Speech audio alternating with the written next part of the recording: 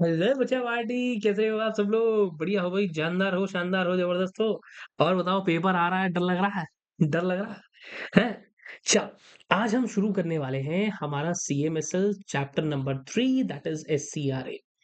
तो अब क्या है, इस चैप्टर में से एक क्वेश्चन की उम्मीद आसानी से की जाती है, related two powers of SEBI, powers of central government, है ना, एडजुडिकेशन, ये सब चीजें। ज्यादा बड़ा नहीं है, थोड़ी सी स्पीड मैंने बनाई है। अब टाइम आ गया है स्पीड से चलने का, स्पीड को पकड़ के रखने का। तो उम्मीद करता हूं आप बच्चे भी स्पीड को पकड़ कर रखेंगे और स्पीड से ही मेरे साथ चलेंगे। तो बिना किसी दिक्कत के फटाफट से शुरू करते हैं अपना चैप्टर और बढ़ते हैं आगे। चलो, चलो बच्चा पार्टी, लेट्स गो।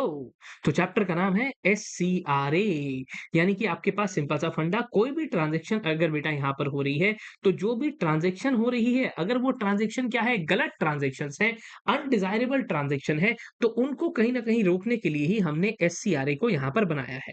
कह रहा सर, एससीआरए कॉन्ट्रैक्ट आया, क्यों आया? क्योंकि बेटा स्टॉक एक्सचेंज पर जब भी ट्रांजैक्शन हो रही है, तो उसके अंदर कोई भी गड़बड़ धांधलेबाजी वाली ट्रांजैक्शन यहां पर नहीं होनी चाहिए। उनको रोकने के लिए हम एससीआरए को लेकर आए। मैंने कहा अच्छा, क्या सर इसके साथ ही साथ पूरे इंडिया पर अप्लाई होता है? कहीं पर भी किसी भी शहर से, किसी भी नुक्कड़ से, किसी भी गली से आप ट्रांजैक्शन करोगे, ये अप्लाई होगा। अब पूरे तरीके से जो भी सिक्योरिटीज आपकी चल रही हैं, जिनका खरीदना बेचना जो स्टॉक एक्सचेंजेस हैं उनके ऊपर हो रहा है, ये चाहता है कि कोई भी ऐसी ट्रांजैक्शन नहीं होनी चाहिए जो किसी भी तरीके से माहौल को खराब करे।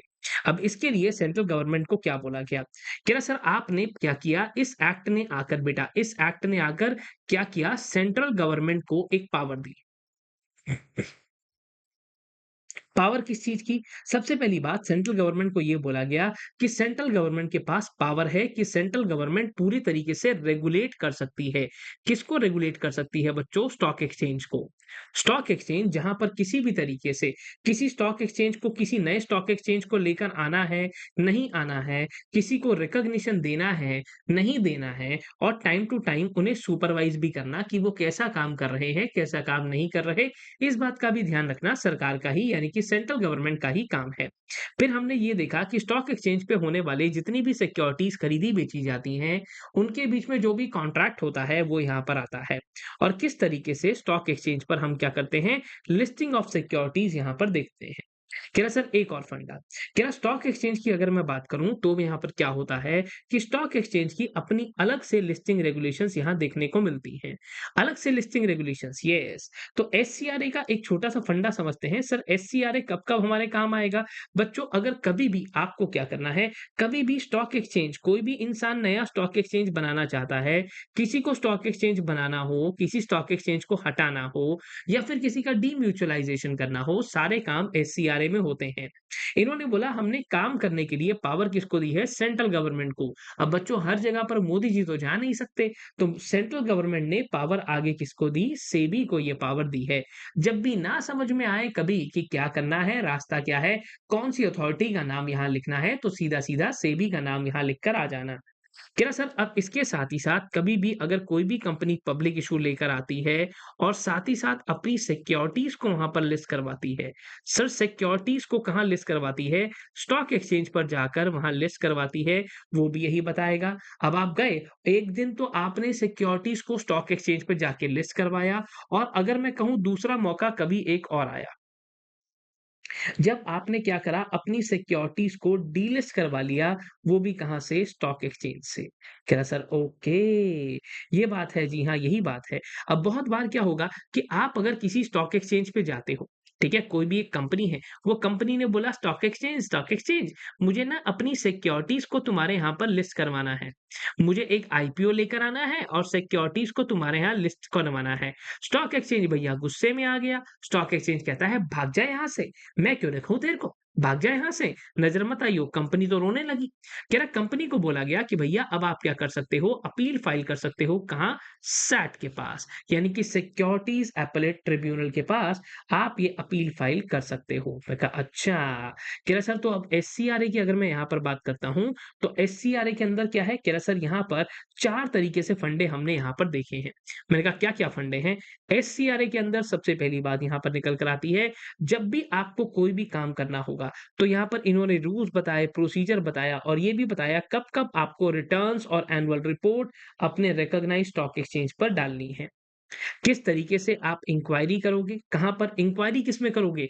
भई आपके स्टॉक एक्सचेंज पर बहुत सारे मेंबर्स होते हैं जिसे ट्रेडिंग मेंबर भी कहते हैं और कभी भी कोई भी कंपनी अगर शेयर्स लिस्ट करवाने के लिए आती है, सिक्योरिटीज़ को लिस्ट करवाने के लिए आती है, तो क्या-क्या रिक्वायरमेंट रहेगी? ये हम सब इन्हीं एक्ट्स के अंदर पढ़ेंगे जो एससीआरए एक्ट के अंदर बहुत सारे रूल्स आते हैं। रूल्स रेगुलेशंस आती हैं, ये आती हैं, कुछ खास ज़रूरी नहीं है। मेन मुद्दे की बात यहाँ पर समझते हैं।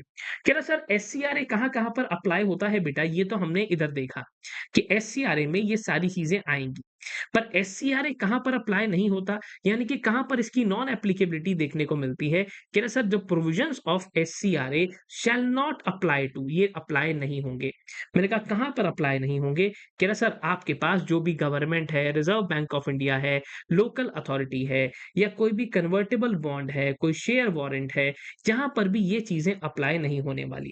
इसके साथ ही साथ जो सेंट्रल गवर्नमेंट है, अगर सेंट्रल गवर्नमेंट कभी भी इकोनॉमिक डेवलपमेंट करने के लिए किसी भी इंटरेस्ट या ट्रेड एंड कॉमर्स के मामले में ऐसा काम करती है, तो फिर क्या होगा? कह रहा सर आपके पास वहाँ पर एससीआरए के प्रोविजंस अप्लाई नहीं होने वाले हैं। यानी कि सर सरकार खुद पर ये प्रोविजंस कभी भी अप्लाई नहीं करेगी। ना, ना सर, बिल्कुल भी नहीं। मैंने कहा अच्छा। कन्वर्टिबल बॉन्ड, शेयर वारंट सरकार के किए हुए किसी काम पर और साथ ही साथ जब भी सरकार ने इकोनॉमिक डेवलपमेंट के लिए इन चीज़ों को किया। बेटा एक चीज़ और, आपके पास कुछ डिबेंचर्स हैं, वो डिबेंचर्स क्या हैं? वो डिबेंचर्स फुल्ली कन्वर्टिबल हैं, पर मैंडेटरी नहीं है, ये काम ऑप्शनल है। यानी कि ओएफसीडी, क्या ओएफसीडी जो है, क्या हमारे यहाँ पर ओएफसीडी जो है, क्या वो सिक्योरिटी की डेफिनिशन में आता है? मैंने कहा बिल्कुल आता है।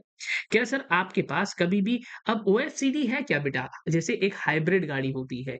हाइब्रिड गाड़ी का मतलब क्या होता है? जो एक गाड़ी पेट्रोल पर भी चलती है और सीएनजी पर भी चलती है। पेट्रोल पर भी चलती है सॉरी और पेट्रोल पर भी और इलेक्ट्रिक पर भी चलती है। ठीक है? यही है हाइब्रिड गाड़ी। तो कह रहा सर ये भी हाइब्रिड सिक्योरिटी है।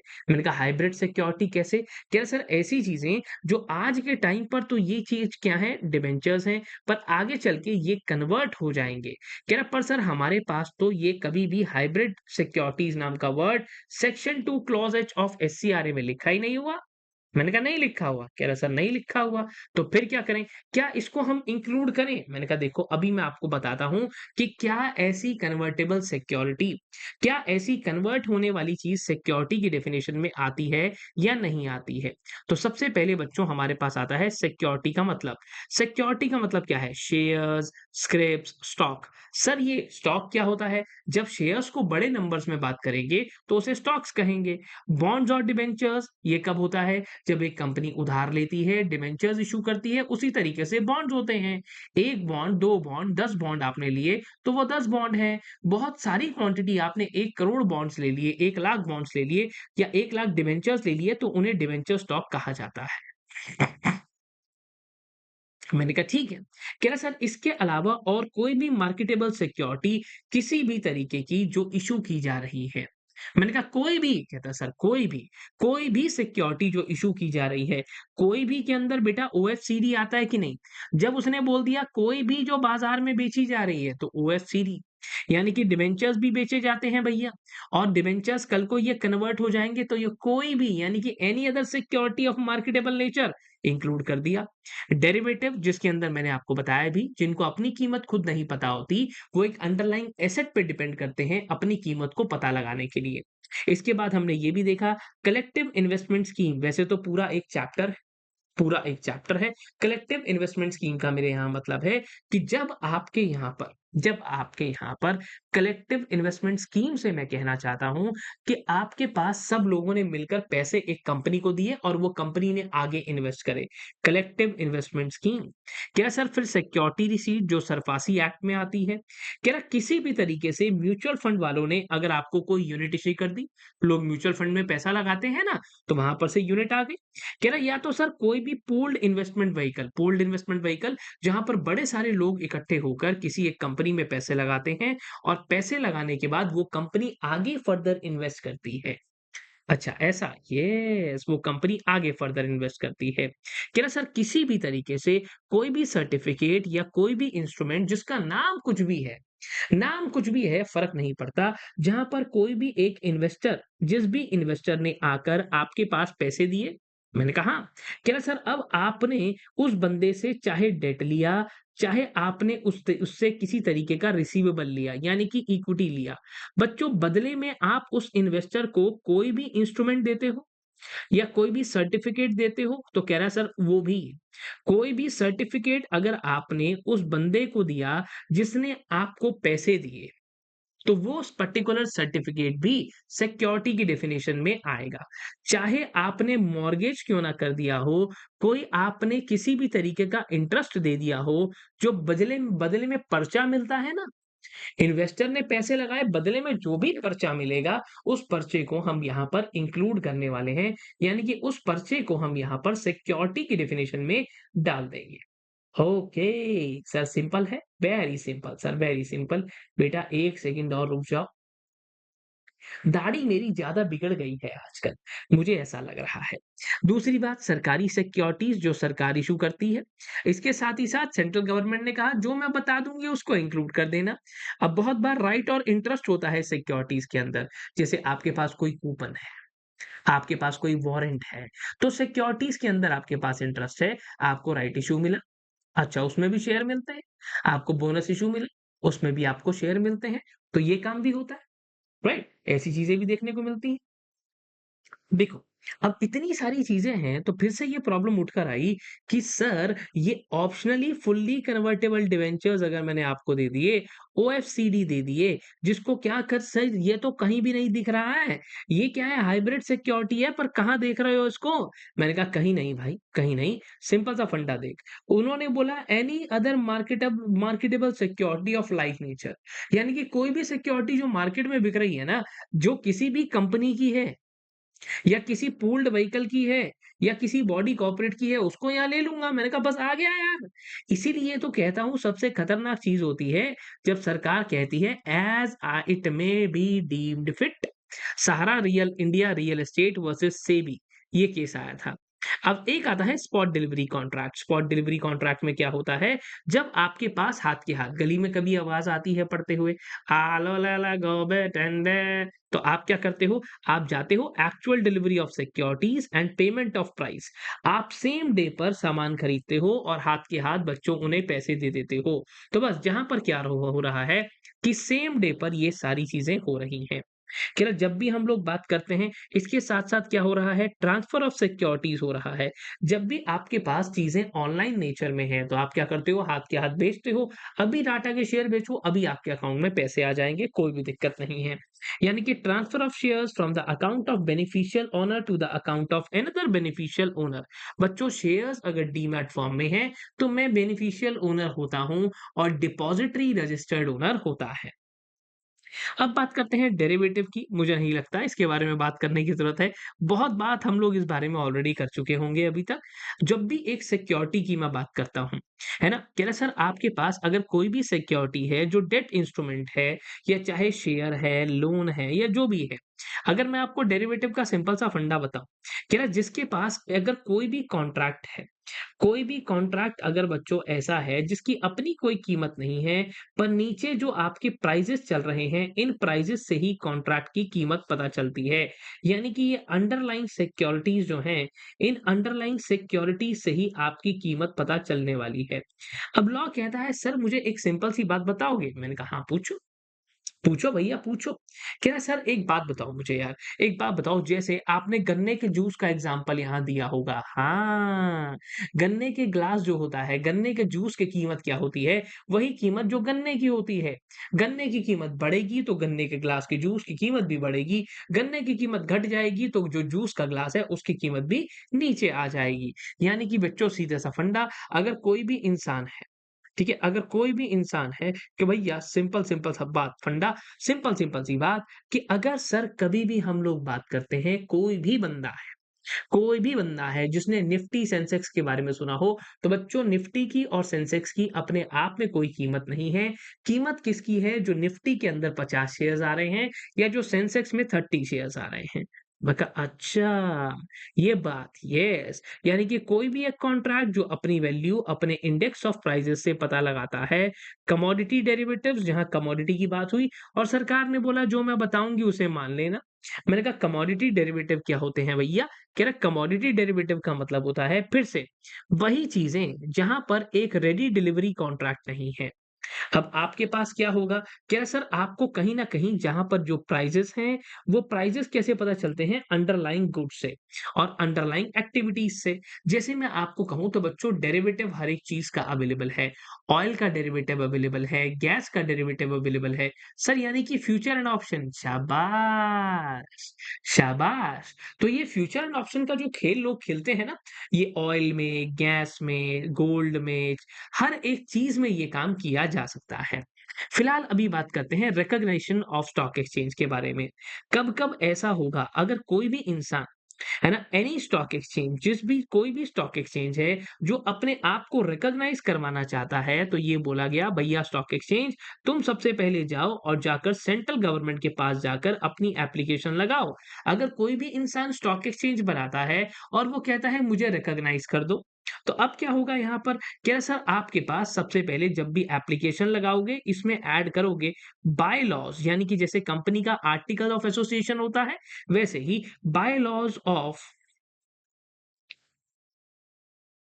Stock exchange. स्टॉक एक्सचेंज के बायलॉज प्लस साथ ही साथ जो भी आपका कॉन्स्टिट्यूशन है, यानी कि कॉन्स्टिट्यूशन ऑफ इंडिया, अरे नहीं बेटा नहीं, कॉन्स्टिट्यूशन ऑफ स्टॉक एक्सचेंज की कौन-सी पोज़ीशन पर कौन-सा इंसान बैठा है, आपके यहाँ वर्किंग किस तरीके की है, जिसके अंदर आप ये कॉन्स्टिट्यूशन के अंदर उसे सारी बातें बताने वाले हो।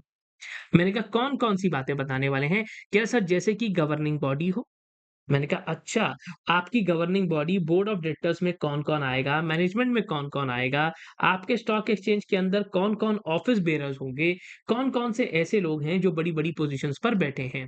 उसके बाद जब मैं मेंबर्स की बात करता हूँ, क्वालिफ़िकेशंस उनकी और जो मेंबर्स किस तरीके से आपके पास ट्रेडिंग मेंबर आएँगे। हर एक स्टॉक एक्सचेंज पे कुछ ट्रेडिंग मेंबर्स होते हैं। ट्रेडिंग मेंबर होते हैं, वो ट्रेडिंग मेंबर जैसे एक पार्टनरशिप फर्म में पार्टनर होता है, यहाँ ट्रेडिंग मेंबर है। ट्रेडिंग मेंबर कैसे आएगा, कब आएगा, किस तरीके से आएगा, उसका एडमिशन कब होगा, कब ऐसा होगा कि वही उसने गड़बड़ करी और आप उसे निकाल दोगे या आप उसे सस्पेंड कर दोगे। सस्पेंशन बेटा हमेशा से टेम्परेरी टर्म होता है, एक्सपल्शन होता है जो परमानेंट नेचर में होता है। कह रहा अब या तो फिर क्या हो रहा है, कुछ भी पार्टनरशिप फर्म आपके पास आ गई और वो कहती है कि मुझे स्टॉक एक्सचेंज का मेंबर बना लो। मैंने कहा बना लेंगे। तो इसको लेकर भी रूल्स यहाँ पर होते हैं। तो ये सारी की पूरा का पूरा चिट्ठा रूल्स का आप बनाओगे और सेंट्रल गवर्नमेंट के पास जाओगे। सेंट्रल गवर्नमेंट को अगर लगता है कि सब कुछ बहुत बढ़िया है, सेंट्रल गवर्नमेंट पूरे तरीके से इंक्वायरी करेगी और इंक्वायरी करने के बाद सेंट्रल गवर्नमेंट को लगता है कि सब कुछ बढ़िया है, सब कुछ चकाचक है और आपने जो भी रूल्स यहाँ पर बनाकर या बायलॉज़ बनाकर स्टॉक एक्सचेंज ने दिए हैं, वो पूरे तरीके से हमारे लॉज़ के हिसाब से हैं। अच्छा, they are as per law. Okay. कह रहा सर अब इसके साथ ही साथ स्टॉक एक्सचेंज के ऊपर अगर सरकार चाहे तो भैया गवर्निंग बॉडी से बात करने के बाद कौन से एरिया में वो काम कर रहा है, काम धंधे को करने के लिए स्टॉक एक्सचेंज के ऊपर आप एडिशनल कंडीशन भी लगा सकते हो। सरकार चाहे तो बच्चों एडिशनल कंडीशंस भी आपके ऊपर लगाई जा सकती हैं। मैंने कहा वेरी गुड, वेरी गुड। कह रहा सर अब अगर सरकार को लगेगा कि काम धंधा करने के लिए बढ़िया है और पब्लिक इंटरेस्ट में है, तो वो आपको रिकॉग्निशन प्रोवाइड कर देगी। Okay, okay, okay. कह रहा पर सर इसके साथ ही साथ कह रहा सर आपको अगर कभी भी रिकॉग्निशन दिया जाएगा, तो रिकॉग्निशन देते समय यानी कि आपके स्टॉक एक्सचेंज को रिकॉग्नाइज़ करते समय कुछ कंडीशंस ऐसी भी होंगी जो गवर्नमेंट आपके ऊपर लगा सकती है। मैंने कहा वो कौन-कौन सी है? देखो बेटा कि आपके यहाँ आने वाले जो भी मेंबर्स हैं, उनकी क्वालिफिकेशन क्या होगी? साथ ही साथ कोई भी मेंबर अगर आपके यहाँ आ रहा है, तो आप उससे कॉन्ट्रैक्ट कैसे करोगे? कॉन्ट्रैक्ट कैसे किया जाएगा? सेंट्रल गवर्नमेंट ने बोला क्योंकि तुम्हारे यहाँ पर अब लोग न जाने कितने करोड़ों रुपए की ट्रांज़ैक्शन होने वाली है, तो हर एक जगह पर एक बंदा हम अपना बिठाएँगे।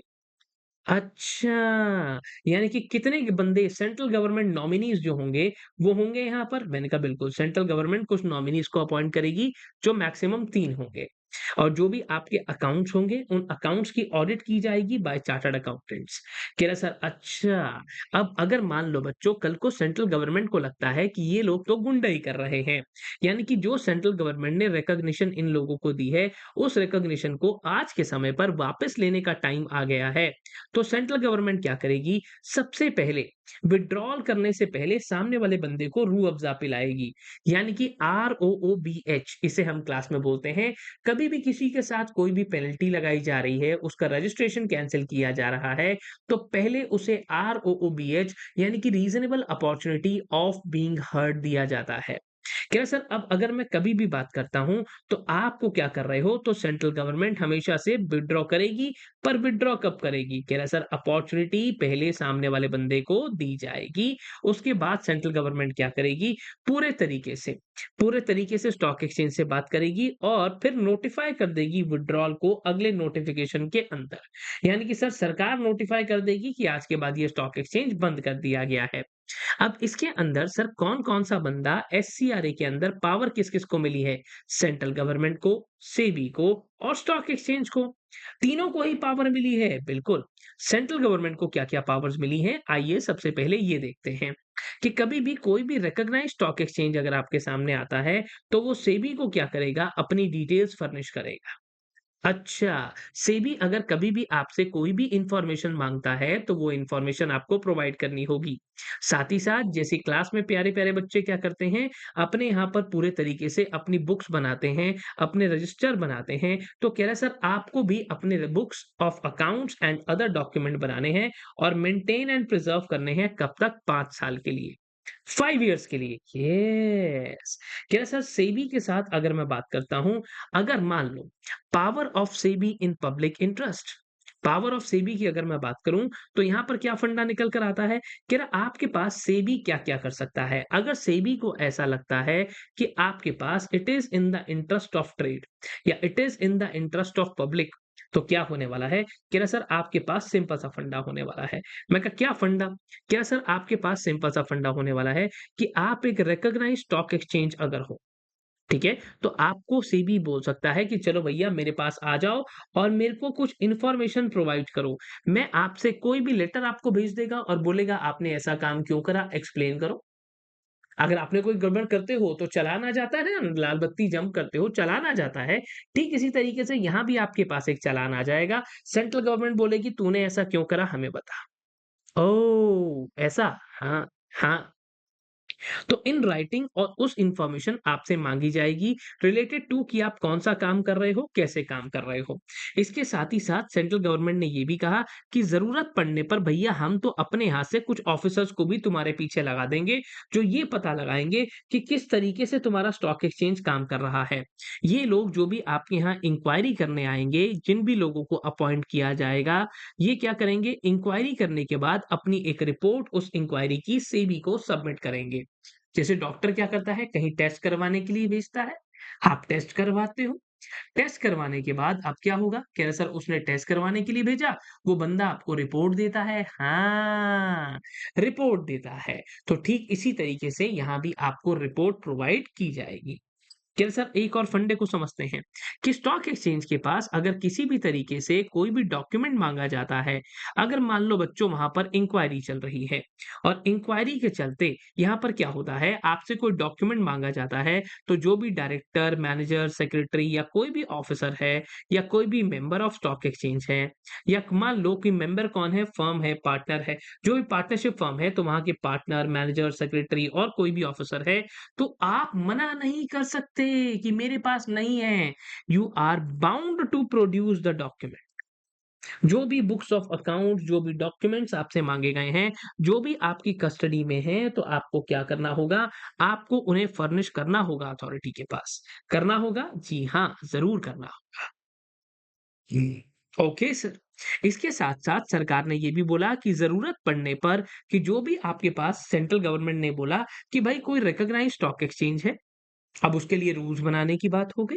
तो सेंट्रल गवर्नमेंट क्या कर सकती है बच्चों after consultation with governing body, क्या होने वाला है कि सेंट्रल गवर्नमेंट जो है वो क्या करेगी by order in writing, writing में चीजों को लिखकर क्या करने वाली है स्टॉक एक्सचेंज को डायरेक्ट कर देगी। और रिकॉग्नाइज्ड स्टॉक एक्सचेंज को बोल देगी कि चल भैया हम तो अब रूल्स बना रहे हैं। आपको बोल दिया जाएगा रूल्स बनाओ या तो रूल्स को अमेंड करो। आपके रूल्स जो आपने बनाए हैं।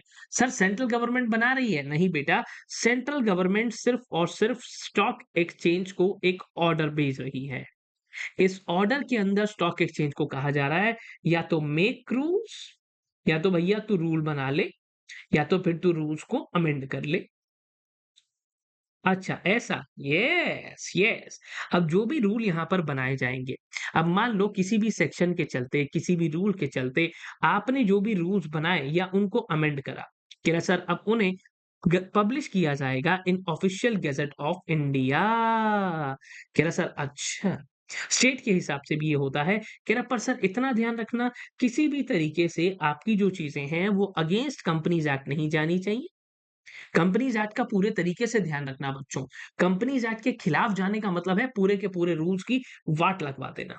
अच्छा, कह रहा सर अगर सेंट्रल गवर्नमेंट को कल को चल के लगता है और ज्यादा पंगा, और सेंट्रल गवर्नमेंट को लगता है कि जो रिकॉग्नाइज्ड स्टॉक एक्सचेंज है ना, यार इसके यहाँ तो लोग ही बड़े निकम्मे हैं।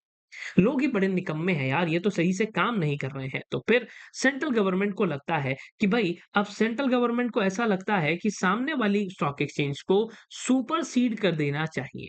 तो अब क्या होगा, सेंट्रल गवर्नमेंट सीधा सीधा उस स्टॉक एक्सचेंज को एक नोटिस भेजेगी कि भाई मुझे नहीं लगता कि तुम्हारे यहाँ की जो गवर्निंग बॉडी है, गवर्निंग बॉडी जैसे कंपनी में बोर्ड ऑफ डायरेक्टर्स होते हैं, कि तुम्हारे यहाँ की जो गवर्निंग बॉडी है वो सही से काम कर रही है। अब सेंट्रल गवर्नमेंट इनको नोटिस भेजेगी और इनसे वजह मांगेगी कि तुम ऐसा बताओ हम क्यों ना ऐसा करें कि तुम्हारे सारे डायरेक्टर को हटाकर हम लोग अपने डायरेक्टर्स को यहाँ अपॉइंट करते हैं। ऐसा, यस यस। कह रहा सर आपके यहाँ पर हम लोग किसी भी और इंसान को अगर हम लोग अब यहाँ पर अपॉइंट करना चाहते हैं तो। मैंने कहा कर दो यार। कह रहा कर दें? मैंने कहा बिल्कुल कर दो। कह रहा सर तो जब भी इसे भेजेंगे ना तो इसे एक मौका ज़रूर देंगे। इसको एक बार पक्की बात है कि रूह अफ़ज़ा ज़रूर पिलाया जाएगा। यानी कि reasonable opportunity of being heard हम हमेशा से ही प्रोवाइड इसको करते हैं। बच्चों बड़ा सिंपल सा ना रूल है कि कभी भी कोई बड़ा पंगा होगा तो उससे पहले सरकार आपको रूह अफ़ज़ा ज़रूर पिलाने वाली है। यानी कि reasonable opportunity of being heard. एक बार अगर नोटिफिकेशन आ गया ऑफिशियल गैजेट के अंदर, यानी कि सरकार ने ये मन बना लिया कि भाई अब तो इनके यहाँ सुपरसीड करने की जरूरत है। तो अब क्या होगा, जितने भी मेंबर्स आपकी गवर्निंग बॉडी में हैं सारे के सारे मेंबर्स को सुपरसीड कर दिया जाएगा और नए लोग यहाँ पर आ जाएंगे। सबसे पहले आपको डेट बताएंगे कि कौन सी डेट से आप सबको निकाला जा रहा है। जो भी लोग वहां पर हैं, जितने भी लोग अपॉइंटेड किए जाएंगे, वो सारे के सारे लोगों को हटाकर नए लोग आ जाएंगे। New people will be appointed और नए लोगों के पास सारी की सारी पावर को ट्रांसफर कर दिया जाएगा। ऐसा समझो मुझे हटाकर किसी और बंदे को लेकर आया जाएगा और वही सारी चीजें संभालेगा। क्या सर जो भी प्रॉपर्टी आपके रिकॉग्नाइज्ड स्टॉक एक्सचेंज की जो भी प्रॉपर्टी है, अब उस प्रॉपर्टी को हम लोग क्या करने वाले हैं, कह रहा सर अब इस सारी की सारी प्रॉपर्टी को उन नए लोगों के पास, यानी कि जिन लोगों को नया लाया जाएगा उनके पास सारी की सारी पावर जो है वो हम लोग इन लोगों को ट्रांसफर कर देंगे for the purpose of carrying the business of stock exchange. कह रहा अगर सरकार को लगता है कि ना भैया अभी भी मेरे को लगता है अभी भी गड़बड़ है, तो गवर्नमेंट बेटा अगर चाहेगी, गवर्नमेंट को लगता है कि एक इमरजेंसी हो गई है और इमरजेंसी को मीट करने के लिए सेंट्रल गवर्नमेंट को लगता है कि भाई हमें तो डायरेक्ट करना पड़ेगा स्टॉक एक्सचेंज को कि तू अपने काम को बंद कर दे। बंद कर दे, हाँ, जैसे कोरोना में जब बाजार गिरने लगा, ये एग्जैक्ट एग्जाम्पल तो नहीं है। कोरोना में बाजार गिर रहा था तो चाइना वाले इतने निकम्मे थे कि वो हमारे यहाँ एचडीएफसी के शेयर्स को खरीदने लगे। उन्होंने कहा चुपचाप चलते चलते एचडीएफसी के शेयर्स को खरीद लो। वो खरीदते जा रहे थे, खरीदते जा रहे थे। वो क्योंकि वो तो पैसा कमा रहा था, वो खरीदते जा रहे थे। सेंट्रल गवर्नमेंट को पता चला कि ऐसा कुछ हो रहा है। सेंट्रल गवर्नमेंट ने क्या किया, आउटसाइड एफडीआई पे रोक लगा दी कि बाहर से अगर कोई भी इंसान यहाँ आ रहा है तो पहले हमारा अप्रूवल लेगा और उसके सारे पैसे खा गई सेंट्रल गवर्नमेंट। सेंट्रल गवर्नमेंट ने कहा अच्छा ऐसा, तो सर सस्पेंड कर देंगे, कोई ट्रेडिंग नहीं होगी स्टॉक एक्सचेंज पे, कोई भी नहीं होगी, पर it can be done for maximum 7 days. कह रहे शर्तों को ध्यान में रखते हुए इन द इंटरेस्ट ऑफ पब्लिक ये काम किया जा सकता है और इस पीरियड को भी एक्सटेंड किया जा सकता है जरूरत पड़े तो। अब जैसे बहुत सारी जगहों पर सरकार क्या करती है बेटा इंटरनेट बंद कर देती है किसी जगह पर अगर दंगे हो गए तो। तो ऐसे ही अगर सरकार को लगता है किसी एक जगह पर अनडिजायरेबल स्पेक्यूलेशन हो रही है, सट्टाबाज़ारी हो रही है, एक स्टेट में या एक एरिया में, तो गवर्नमेंट ये डिक्लेयर कर सकती है कि उस इलाके का कोई भी इंसान जिस पे नोटिफिकेशन आया है without the permission of central government कोई भी कॉन्ट्रैक्ट नहीं करेगा for sale purchase of security. जैसे हम एक बंदे को बैन करते हैं, अब हमें एक एरिया को बैन कर देंगे बच्चों। कह रहे sir power to grant immunity, अगर कोई भी इंसान ऐसा आता है जो सरकार की मदद करता है, सेंट्रल गवर्नमेंट को ऐसा लगता है, सेंट्रल गवर्नमेंट के पास सेबी की रिकमेंडेशन आती है। सेंट्रल गवर्नमेंट को क्या होता है, सेबी जो है वो रिकमेंड करता है, सेबी कहता है सर ये तो बड़ा अच्छा ही बच्चा है, इससे जो भी मैंने पूछा ना इसने सब कुछ मेरे को बढ़िया बढ़िया से बता दिया। कोई भी इंसान जिसने कोई भी वायलेशन करी थी कानून की, रूल्स की या रेगुलेशंस की, पर जब हमने पूछा तो उसने फटाफट से सारी बातें सच बता दी। सेबी कहता है सर इसने मेरा ज़्यादा टाइम नहीं लिया, इसने ट्रू एंड फुल डिस्क्लोज़र चुपचाप से हमारे को दे दिया। तो हम उसे क्या करते हैं इम्यूनिटी डाल देते हैं कि चल भैया तेरे को हम इस पूरे के पूरे एक्ट या रूल्स की वायलेशन से तेरे को बचा लेंगे। हम तेरे ऊपर कोई भी पेनल्टी नहीं लगाएँगे, तेरे को पूरे तरीके से माफ़ कर देंगे, क्योंकि तूने हमारा बड़ा साथ दिया। जैसे बच्चों सरकारी गवाह भी होता है, सरकारी गवाह हाँ, क्या सर अगर मान लो कभी भी आपने ऐसा किया? मैंने कहा हाँ। कह रहा अगर सेबी ने रिकमेंड कर दिया तो माना जाएगा? ना, ना, ना, ना, ना। जो सेबी ने रिकमेंड किया है सरकार उसके माने या ना माने सरकार की मर्ज़ी। सरकार माने, तुम माने मेरी बात, ज़रूरी नहीं है। कह रहा सर ज़रूरी नहीं है, अगर कोई भी इंसान को इम्यूनिटी दी गई है ना तो बाद में उस इम्यूनिटी को सेंट्रल गवर्नमेंट विथड्रॉ भी कर सकती है, अगर उनको लगता है कि इस इंसान ने हमारी शर्तों को नहीं माना या तो इसने हमें झूठ बोला, फ़ॉल्स एविडेंस दिया या तो फिर इस बंदे ने क्या किया, कह रहा सर या तो फिर बाद में पता चला कि ये बंदा तो खुद ही बहुत बड़ा गिल्टी है और इसी ने सारी की सारी गड़बड़ करी है। तो अब हम उस पे पेनल्टी भी लगाएँगे बेटा और उसकी इम्यूनिटी भी उससे छीन लेंगे प्यारे बच्चों। इसके साथ-साथ फिर हमने ये भी देखा कि आपके पास टू डेलीगेट और टू मेक रूल्स, सरकार चाहे तो सेंट्रल गवर्नमेंट क्या कर सकती है, ऑर्डर पास करके डायरेक्ट कर सकती है किसी भी एक्ट के अंदर सॉरी इस एक्ट के अंदर कि भाई आपको क्या करना पड़ेगा अपनी किसी भी पावर को डेलीगेट कर सकती है। हैं? हाँ, इस एक्ट ने क्या करा सारी की सारी पावर किसको दी बेटा? सारी पावर किसको दी? सारी की सारी पावर सेंट्रल गवर्नमेंट को दी थी sir.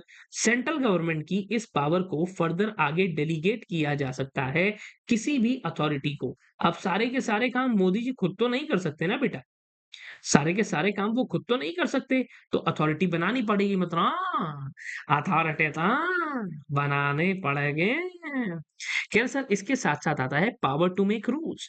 Power to make rules से मेरा मतलब है कि जब भी हम लोग ऑब्जेक्ट्स की बात करते हैं, कुछ रूल्स आपके पास ऐसे निकल कर आते हैं कि आप सेंट्रल गवर्नमेंट क्या कर सकती है, रूल्स भी बना सकती है कि किस तरीके से आप अपने ऑब्जेक्ट्स को पूरा करोगे, किस तरीके से कोई भी काम करेगा। सबसे पहली बात कैसे एप्लीकेशन लगाई जाएगी? दूसरी बात इंक्वायरी किस तरीके से होगी? अगर मान लो कल को जाना है, कोई बंदा मेरे पास एप्लीकेशन लेकर आता है सेंट्रल गवर्नमेंट के पास कि सर मेरे को भी रिकॉग्नाइज़ कर दो ना। मैंने कहा कर देंगे तेरे को रिकॉग्नाइज़, पर इंक्वायरी कैसे होगी? रिटर्न कौन-सी फाइल करनी है? एनुअल रिटर्न कौन-सी होगी? कौन-कौन से डॉक्यूमेंट्स बनाने हैं, मेंटेन करने हैं और साथ ही साथ किस तरीके से आपको अपने बाय-लॉज़ बनाने हैं। अच्छा, कह रहा सर इसके साथ-साथ फिर हमने और भी बात करनी है। कह रहा अगर मान लो कोई लाइसेंस लेने की ज़रूरत पड़ जाती है इस एक्ट के अंदर, हाँ, तो वो लाइसेंस कौन-सा होगा? सर जैसे स्टॉक ब्रोकर लेते हैं, क्लीयरिंग कॉर्पोरेशन लेता है, रजिस्ट्रेशन होता है over specified period of time, licence माने परमिशन, परमिशन लेते हैं, तो वो कैसे होंगे? इसके साथ ही साथ आपकी कुछ रिक्वायरमेंट अगर कोई पब्लिक कंपनी आ जाती है या कोई कलेक्टिव इन्वेस्टमेंट स्कीम आ जाते हैं जो कहते हैं हमें तो स्टॉक एक्सचेंज पर जाकर अपनी सिक्योरिटीज को लिस्ट करवाना है, तो इसके लिए भी रूल्स बना सकती है गवर्नमेंट हमारी। जब लिस्ट करवाने की बात कर रही है तो डीलिस्ट करने के लिए भी बता सकती है कि कब-कब, कौन-कौन से बंदे को हम डीलिस्ट करवाएँगे।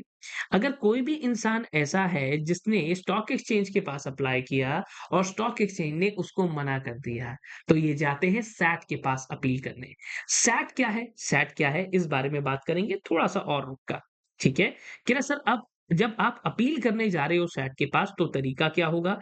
कौन से फॉर्म में आप वहाँ पर सैट पे अपील करोगे? क्या तरीका होगा? ये सारी बातें यहाँ पर आती हैं। अब इसके साथ में बच्चों हम ये भी देखते हैं कि हमारे पास जो रिकॉग्नाइज्ड स्टॉक एक्सचेंज है उसके पास क्या पावर्स हैं। सबसे पहली बात, अगर कोई भी स्टॉक एक्सचेंज हमारे पास है तो हमने उसे 2 पावर दी कि वो रूल बनाकर आपकी वोटिंग राइट्स को रिस्ट्रिक्ट कर सकता है सेक्शन नंबर 7A में।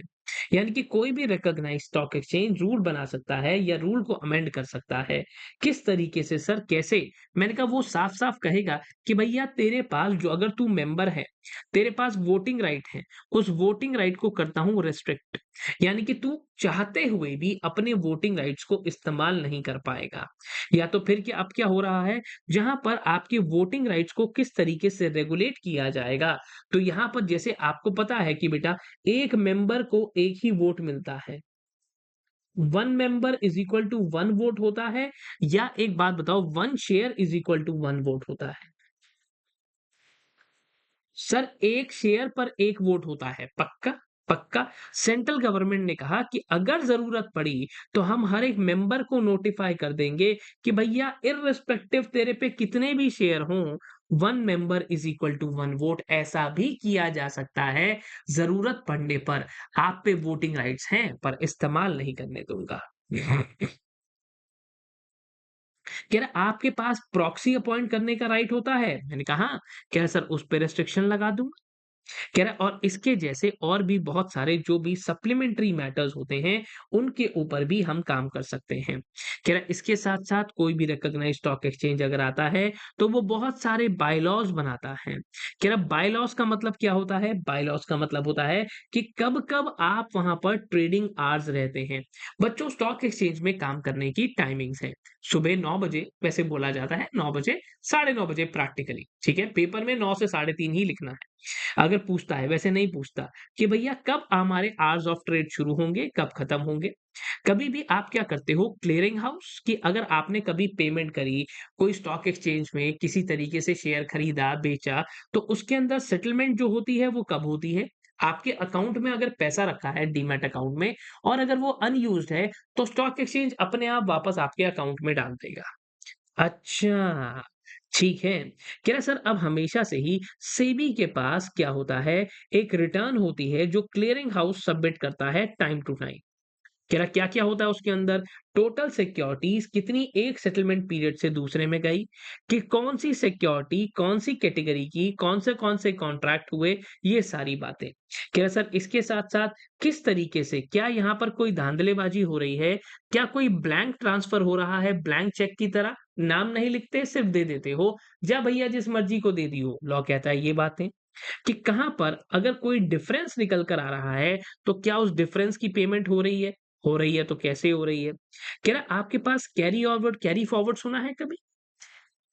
कैरी फॉरवर्ड, हाँ, आपके पास कैरी फॉरवर्ड बहुत पहले ऐसा होता था रिचार्ज में, अगर मेरा रिचार्ज खत्म होने वाला है, तो जो भी पैसे मेरे पास बचे हैं, वो अगले महीने में कैरी फॉरवर्ड हो जाते हैं। हाँ, carry forward, set of and carry forward वहाँ भी पढ़ा है, येस। तो कभी भी अगर आपके पास जो डेज़ ऑफ सेटलमेंट है, उनको फिक्स करना, ऑल्टर करना, मार्केट रेट क्या है, कब चीज़ें कौन-सी खुलेंगी और कब कौन से रेट पर कौन-सी सिक्योरिटी खुली और कब कौन से रेट पर बंद हुई, हाईएस्ट क्या था, लोएस्ट क्या था, ये चीज़ें। कह रहे सर इसके साथ-साथ हमने ये भी देखा कि आपके पास क्या होने वाला है कि जो भी कॉन्ट्रैक्ट्स आप कर रहे हो, वो सारे के सारे कॉन्ट्रैक्ट्स के बारे में हम लोग बात कर सकते हैं। एक तारवानी बिज़नेस होता था बहुत पहले, उसके ऊपर लिमिटेशन लगाना। किस तरीके से आप डिस्प्यूट्स को सेटल करोगे? किस तरीके से आपने अगर किसी के ऊपर फाइन लगा दिया। बच्चों, पॉइंट तो बहुत सारे हैं, पर समझदार बच्चा वो जो कोई भी 6-7 पॉइंट को यहाँ पर कर ले। बहुत सारे नहीं, 6, 7, 8 पॉइंट आपको आने चाहिए। अगर आपने किसी बंदे पे पेनल्टी लगाई, वो पैसे नहीं दे रहा, अब क्या करना है? कह रहा सर ब्रोकरेज कितनी होनी चाहिए? है ना? हाँ, कह रहा इसके साथ-साथ अगर मान लो ट्रेड में कभी इमरजेंसी आ जाती है, तो अब क्या करेंगे? मान लेते हैं कि आपके पास जो भी लोग हैं किस तरीके से मेंबर्स अपने यहाँ चीज़ों को खरीदते बेचते हैं, जो जॉबर्स हैं, स्टॉक ब्रोकर्स हैं, वो कैसे काम करेंगे, एक इंडिविजुअल मेंबर जो है, वो कितने के ट्रेड्स एक दिन के अंदर कर सकता है। ऐसी बहुत सारी बातों पर रूल्स बनाए जा सकते हैं। इन्होंने ये भी बोला कि ज़रूरत पड़ने पर तो हम बाय लॉ बना सकते हैं, बाय लॉज़ बना सकते हैं। हाँ, कह रहा सर अगर मान लो आपने कोई भी बाय लॉज़ बनाए और वो बाय लॉज़ क्या हैं, आपके कॉन्ट्रावेंशन में चले जाते हैं किसी भी एक्ट से, तो हम वो क्या कर देंगे, बाय लॉज़ को वॉइड कर देंगे। अच्छा, यानी कि आपने बाय लॉज़ बनाए और ये बाय लॉज़ यानी कि आपके इंटरनल रूल्स एंड रेगुलेशंस एससीआरए के साथ कंसिस्टेंट नहीं है। एससीआरए के साथ कहीं न कहीं इनकंसिस्टेंट है। अच्छा, ऐसा? हाँ, ऐसा। ऐसा। कह रहा सर अब ये फंडा है, तो पूरे के पूरे बायलॉज़ को हम वॉइड करार दे देंगे। कह रहा अगर मान लो कभी भी ऐसा होता है और आपने अगर कॉन्ट्रावेंशन कर दी बायलॉज़ की, अपने ही बनाए हुए रूल्स को नहीं माना, तो भैया आपके ऊपर फाइन, आपके मेंबर्स को बाहर निकाला जा सकता है, मेंबर्स को सस्पेंड किया जा सकता है या और कोई पेनल्टी भी लगाई जा सकती है आपके ऊपर। मैंने कहा अच्छा।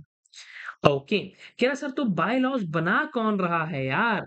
बाय लॉज सरकार बना रही है या कौन बना रहा है? देखो, कह रहा सर आपके पास सिंपल से फंडे को समझो। कह रहा आपके पास क्या चीजें हैं?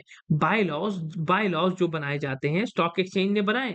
क्या वो एक सबॉर्डिनेट, क्या वो एक छोटा लॉ है जो हमने अपने लिए आर्टिकल्स ऑफ एसोसिएशन बना लिया? क्या वो एक सबॉर्डिनेट लेजिस्लेचर है? तो Veena Babuna versus Yogesh Mehta 1998 Bombay high court ने ये बोला कि आपको हमेशा सबसे पहली बात तो आपको पब्लिश करने होते हैं अपने बाय लॉज और पब्लिकेशन जो होता है वो एक सबॉर्डिनेट लेजिस्लेचर है। मैंने कहा ठीक है। कह रहा सर आपके पास बिल्कुल जो बायलॉज बनाए हैं वो सेक्शन नंबर 9 के हिसाब से क्या है, आपके सबॉर्डिनेट लेजिस्लेचर हैं। मैंने कहा ठीक है। Okay sir. कह रहा सर इसके साथ-साथ एक और फंडे को समझो। कह रहा आपके पास जो भी रिलेवेंट सेक्शंस निकल कर आते हैं, वो रिलेवेंट सेक्शन क्या करते हैं? कह रहा सर जैसे कि सेक्शन नंबर 7 आया, उस सेक्शन नंबर 7 ने क्या किया पावर दी स्टॉक एक्सचेंज को ताकि वो रूल्स बनाए और स्टॉक एक्सचेंज की वोटिंग राइट्स को रिस्ट्रिक्ट करे और सेक्शन 8 को भी power they the central government को कि सेंट्रल गवर्नमेंट भी एक स्टॉक एक्सचेंज को रूल्स बनाने के लिए कह सकती है। कह रहा सर हाँ, तो मैंने कहा बस अगर मान लो गवर्नमेंट बॉडी फेल करती है, अगर स्टॉक एक्सचेंज अपने लिए रूल नहीं बना पाता है, तो फिर क्या होगा? फिर सेंट्रल गवर्नमेंट बनाएगी। मैंने कहा अच्छा। क्या सर पहले तो सेंट्रल गवर्नमेंट ने स्टॉक एक्सचेंज को बोला कि भैया रूल्स बना ले। अगर इसने रूल्स बना लिए तो बढ़िया है, अगर इसने नहीं बनाए तो सेंट्रल गवर्नमेंट रूल्स बना के देगी और अगर सेंट्रल गवर्नमेंट ने रूल्स बना के दिए तो वो अच्छी खासी पेनल्टी, अच्छा खासा पैसा आपसे ऑलरेडी ले लेगी। अच्छा, फिर रोते रहना। कह रहे सर सेबी की क्या पावर्स हैं? सेबी के पास भी बहुत सारी पावर्स हैं। सेबी कभी भी आपके यहाँ पर जो भी governing body of recognised stock exchange है, उसके ऊपर क्या कर सकता है? कह रहा सर उनको बोल सकता है या तो अब सेबी क्या करेगा? सेबी इनको एक रिक्वेस्ट भेजेगा इन राइटिंग। देख रहे हो सेंट्रल गवर्नमेंट ऑर्डर भेजती है और सेबी रिक्वेस्ट भेजता है बच्चों किसमें राइटिंग। ओके। क्या सर आपको कहीं न कहीं अब इनको ऐसा लगता है कि जो भी मैटर्स यहाँ पर हैं, ठीक है? उनके जो बाय-लॉज़ हैं कि भाई पूरी गवर्निंग बॉडी के साथ चेक करने के बाद ऐसा लगता है कि इनको या तो बाय-लॉज़ बनाने चाहिए या तो इनको अमेंड करने चाहिए। मैंने कहा ठीक है। कह रहा सर आपके पास एक सिंपल से फंडे को और समझो। कह रहा आपके पास जो भी बाय-लॉज़ आपने बनाए हैं इस सेक्शन के अंदर वो मेड और या तो बनाओ या तो उन्हें अमेंड करो। मैंने कहा ओके, अब जो भी बनाओगे बेटा उसे ऑफिशियल गैज़ेट में डालना मत भूलना और साथ ही साथ जब भी एक बार पब्लिश करोगे ऑफिशियल गैज़ेट के अंदर तो बाय-लॉज़ जो भी आपने बनाए हैं उनका तभी इफेक्टिव माना जाएगा। यानी कि बाय-लॉज़ जिस दिन आपके बाय-लॉज़ जो हैं वो ऑफिशियल गैज़ेट में जाएँगे, जब दुनिया को पता चलेंगे, तो ही मैं उन्हें क्या मानूँगा इफेक्टिव मानूँगा। तो ही वो इफ़ेक्टिव हैं, अदरवाइज़ तो वो कूड़ा-कचरा हैं, हमारे किसी काम के नहीं है भैया, तुम्हारे लिए तो इफ़ेक्टिव भी नहीं है, मानूँगा नहीं मैं उनको। मैंने कहा अच्छा। कह रहा सर अब अगर मान लो सेबी ने ऐसा बोल दिया स्टॉक एक्सचेंज को, हाँ, क्या बोल दिया कि मेक और अमेंड बायलॉज, मेक और अमेंड बायलॉज, अगर ऐसा उन्होंने बोल दिया, ऐसा फंडा यहां पर कह दिया, तो कह रहा सर एक बात बताओ, तो यहां पर अब मान लो कि स्टॉक एक्सचेंज जो है वो आपकी बात नहीं मानता, तो हो सकता है governing body of the recognised stock exchange object करती है बायलॉज को कि भैया हम तो इसको अमेंड नहीं करेंगे। मैंने कहा अच्छा, आपको लगता है सब कुछ ठीक है? मैंने कहा कोई बात नहीं। आपको लगता है ना कि भैया सब कुछ ठीक है, कोई बात नहीं। क्या सर अगर मान लो गवर्निंग बॉडी ने क्या करा, ऑब्जेक्ट कर दिया कि भई हम तो तेरी बात नहीं मानेंगे। तो अब यहाँ पे क्या होगा, within 2 months from the publication in the official gazette, अब ये लोग क्या करेंगे, फटाफट से जाएँगे और सीधा-सीधा अप्लाई करेंगे। मैंने कहा ऐसा अप्लाई करेंगे? हाँ, अप्लाई करेंगे और अप्लाई करने के बाद सेबी क्या करेगा, इनको थोड़ा-सा मौका देगा। मौका देगा, हाँ, मौका देगा कि हाँ भैया बोलो क्या दिक्कत है? सेबी कह रहा है तुम्हें कोई दिक्कत हो रही है तो मैं ही क्या कर देता हूँ, तुम्हारे बायलॉज़ को अमेंड कर देता हूँ। सर से क्या भांग खाए बैठा है क्या कॉन्सेप्ट? सेबी ने क्या करा, रिक्वेस्ट इन राइटिंग भेजी, किसको? गवर्निंग बॉडी को। अब या तो गवर्निंग बॉडी को ऐसा बोला या स्टॉक एक्सचेंज को खुद भी ऐसा लगा कि मुझे रूल्स बदल लेने चाहिए। मैंने कहा ठीक है, ठीक है। सेबी कहता है मैंने गवर्निंग बॉडी के साथ बैठा, मैंने उनसे बात करी और मुझे ऐसा लगा कि इनके पास बायलॉज़ होने चाहिए। मैं तो बायलॉज़ बना लूँ। कह रहा अब यहाँ पर कभी भी बायलॉज़ को अमेंड करने की अगर बात की जाती है, तो उन्हें पब्लिश किया जाता है ऑफ़िशियल गेज़ेट के अंदर। जिस दिन ये पब्लिश हो जाते हैं, उस दिन से ये इफ़ेक्टिव हो जाते हैं। ये बात भी ठीक है। मुझे लगता है कि कहीं कुछ भटक गया है ये बीच में, एक आधी लाइन कहीं मिस हो गई है। Governing body of recognised stock exchange object करती है किसी बायलॉज पर, ठीक है? क्या सर सेबी ने आपको कोई बायलॉ को चेंज कर दिया या आपके लिए लॉ बना दिया? तो अब क्या होगा, स्टॉक एक्सचेंज को कहा जाता है तुम भैया विद इन 2 मंथ्स, जिस दिन सेबी ने तुम्हारे लिए लॉ बनाया, ठीक है? सेबी ने बनाया और उस दिन 2 महीने के अंदर-अंदर आप सेबी के पास जाओ और सेबी के पास जाकर यहाँ पर अपील फाइल करो कि ना भैया हमारे को ये आपका बनाया हुआ कानून समझ में नहीं आ रहा। हमारे को आपका बताया हुआ लॉ समझ में नहीं आ रहा। देखो बच्चों हुआ क्या कि आपके पास जो सेबी है, सेबी ने आपको कुछ रूल्स बनाकर दिए। ठीक है? स्टॉक एक्सचेंज कहता है, मुझे तो आपके बनाए हुए रूल्स नहीं समझ में आ रहे। तो 2 महीने के अंदर-अंदर सेबी को बोलेगा कि मेरे ये सारे रूल्स क्या कर दो, रिवाइज़ कर दो। मैंने कहा अच्छा, ओके। कह रहा सर अगले फंडा, ऐसी अपील आप जाकर फाइल कर सकते हो। कह रहा सर अब उसके बाद सेबी उन रूल्स को रिवाइज़ कर देगा और नए वाले रूल्स आपको बना देगा। यानी कि यहाँ पर सेबी न्यू रूल्स बना देगा आपके लिए।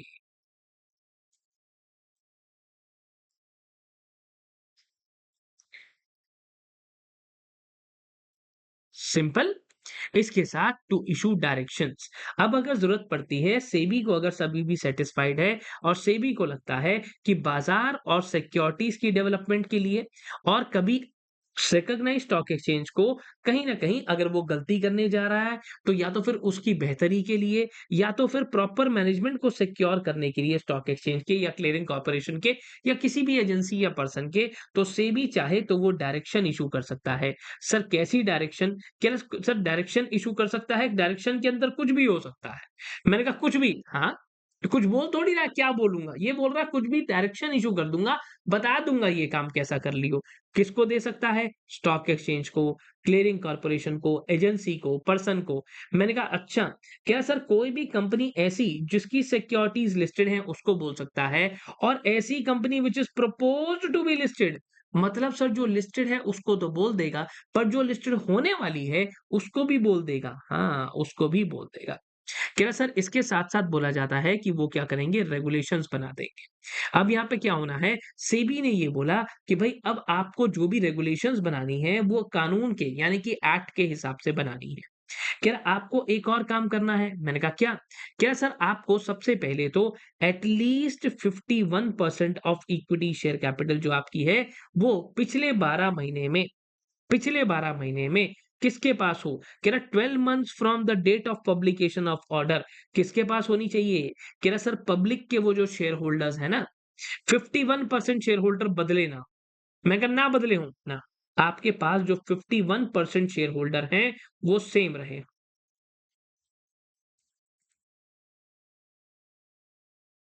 In last 12 months. ओके, क्या सर आपका एलिजिबिलिटी क्राइटेरिया देखेंगे, फिर आपके लिए कुछ टर्म्स एंड कंडीशंस आपको बता देंगे और उसके बाद आगे बढ़ेंगे। मैंने कहा ठीक है, अब इसके साथ-साथ और क्या पावर्स हैं? बच्चों सबसे पहली बात सेबी कहता है एडजुडिकेट करने की पावर। सेबी अगर चाहे तो किसी ऑफिसर को अपॉइंट करेगा जो कम से कम डिविजनल चीफ लेवल का होगा और जिनको कहा जाएगा कि भैया अब आप हमारे लिए एडजुडिकेटिंग ऑफिसर हो और आप जाकर कार्यवाही करो। अब ये बंदा इंक्वायरी करेगा, अगर लगता है कहीं भी गड़बड़ हुई है, एडजुडिकेटिंग ऑफिसर के पास ये पावर रहेगी कि वो किसी को भी समन भेजकर बुला सकता है। जहां पर भी उनको लगता है कि सामने वाले बंदे के पास कोई खबर है, उनको समन भेजकर ये भाई साहब बुला लेंगे। आपको लगता है उसके पास कोई खबर है, कोई एविडेंस है या कोई डॉक्यूमेंट है, तो बुला लेगा। मैंने कहा ठीक है, ओके। कह रहा सर अब मान लो कि आपको ऐसा लगता है कि आपकी कोई बात यानी कि बच्चों कोई एक बंदा है जो एडजुडिकेटिंग ऑफिसर की बात नहीं मान रहा, that person has face to fail to comply with the provisions, तो ये बंदा क्या करेगा? पेनल्टी लगा देगा।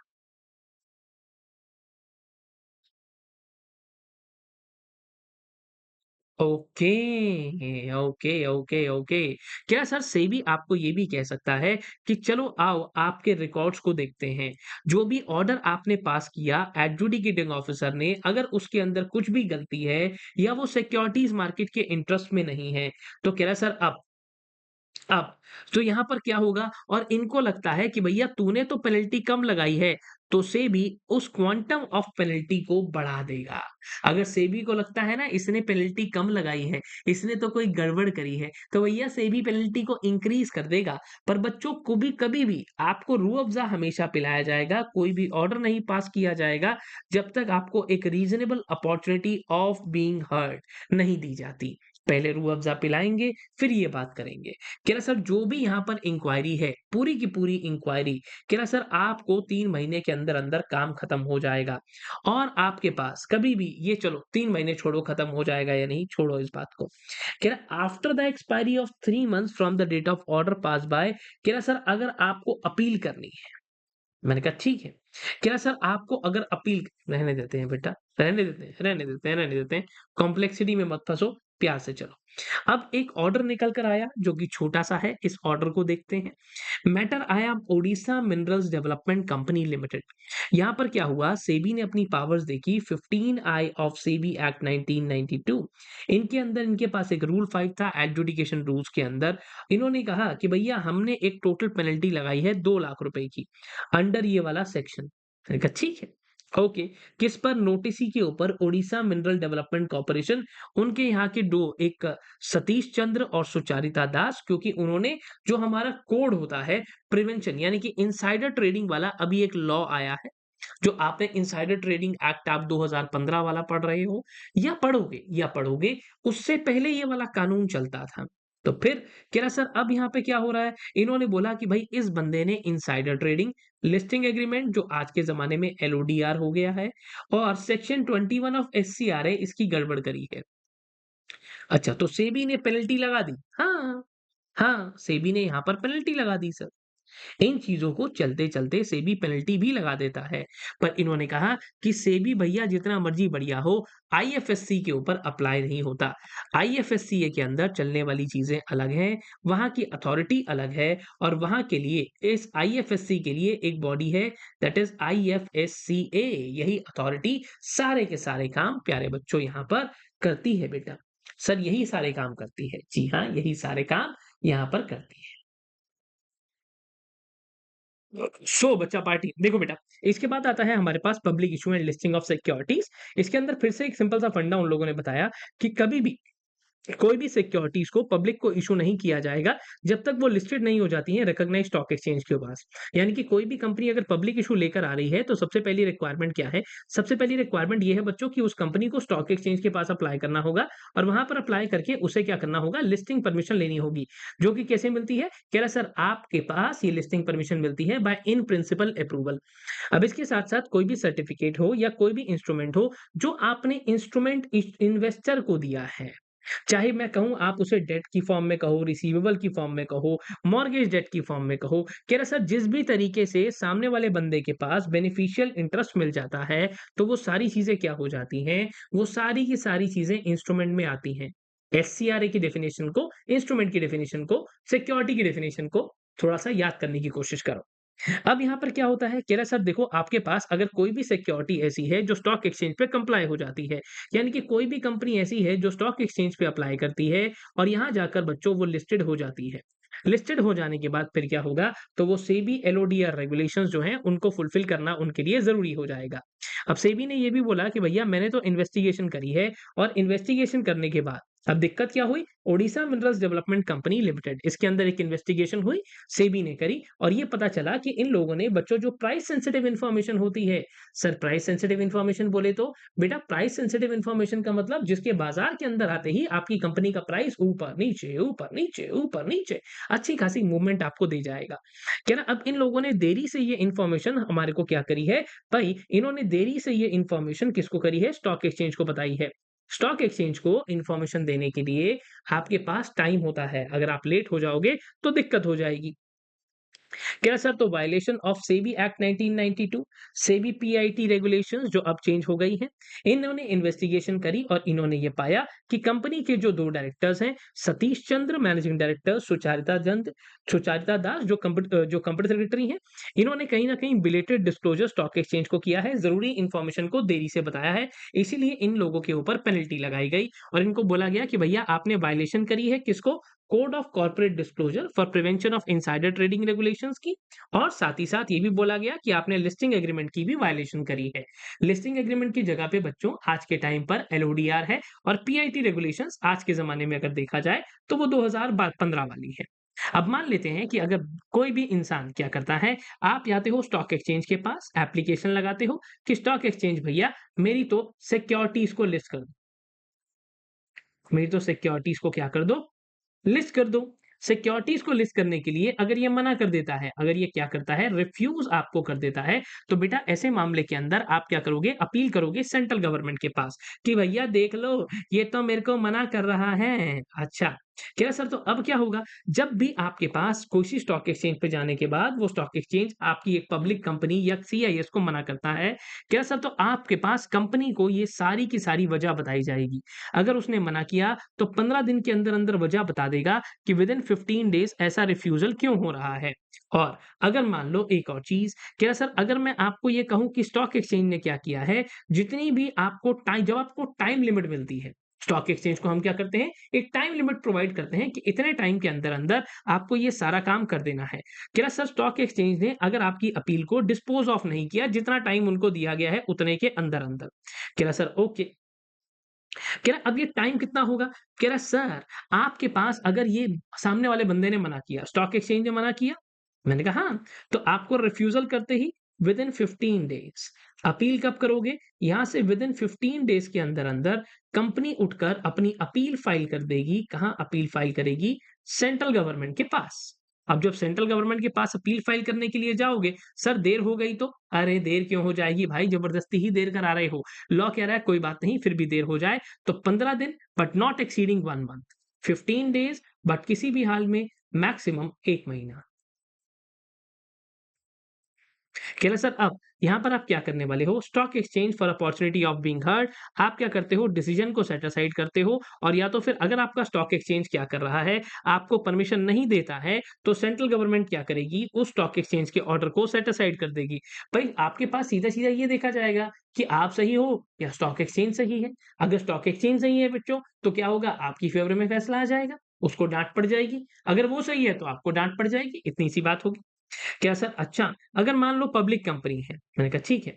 कह रहा सर आपके पास अगर कोई भी स्टॉक एक्सचेंज क्या करता है, आपको लिस्ट करने से मना कर देता है। लिस्ट करने से मना कर देता है, हाँ, तो कंपनी को क्या करना है? कह रहा सर रीज़न दिए जाएँगे, मैंने कहा बिल्कुल रीज़न दिए जाएँगे और सर यही सारी की सारी बात यहाँ पर रिपीट कर दी जाती है। तो बच्चों जहाँ पर ये सेंट्रल गवर्नमेंट हमने लिखा ना, स्टॉक एक्सचेंज ने मना कर दिया सेंट्रल गवर्नमेंट, ये सेंट्रल गवर्नमेंट की जो पावर है this is particularly given to SAT. SAT बोले तो सिक्योरिटीज़ एपेलेट ट्रिब्यूनल बच्चों। अच्छा, तो सर हम क्यों पढ़ रहे हैं? बेटा ये हम इसीलिए पढ़ रहे हैं ताकि अगर कोई भी इंसान यहाँ पर जाता है तो या तो वो खुद जाएगा, नहीं तो चार्टर्ड अकाउंटेंट्स, कंपनी सेक्रेटरीज़ जो सबसे ज़्यादा इस मामले में हैं, कॉस्ट अकाउंटेंट्स या लॉयर्स जो होते हैं यही उनके केस को लड़ते हैं या उनके केस को रिप्रेज़ेंट करते हैं। अपील टू सुप्रीम कोर्ट अगर मान लो आप सैट पर जाते हो, वहाँ सेंट्रल गवर्नमेंट नहीं सैट है। अब अगर कोई इंसान सैट के ऑर्डर से भी परेशान है, तो आप क्या कर सकते हो? You can file appeal. Appeal file कर सकते हो अगेंस्ट ऑर्डर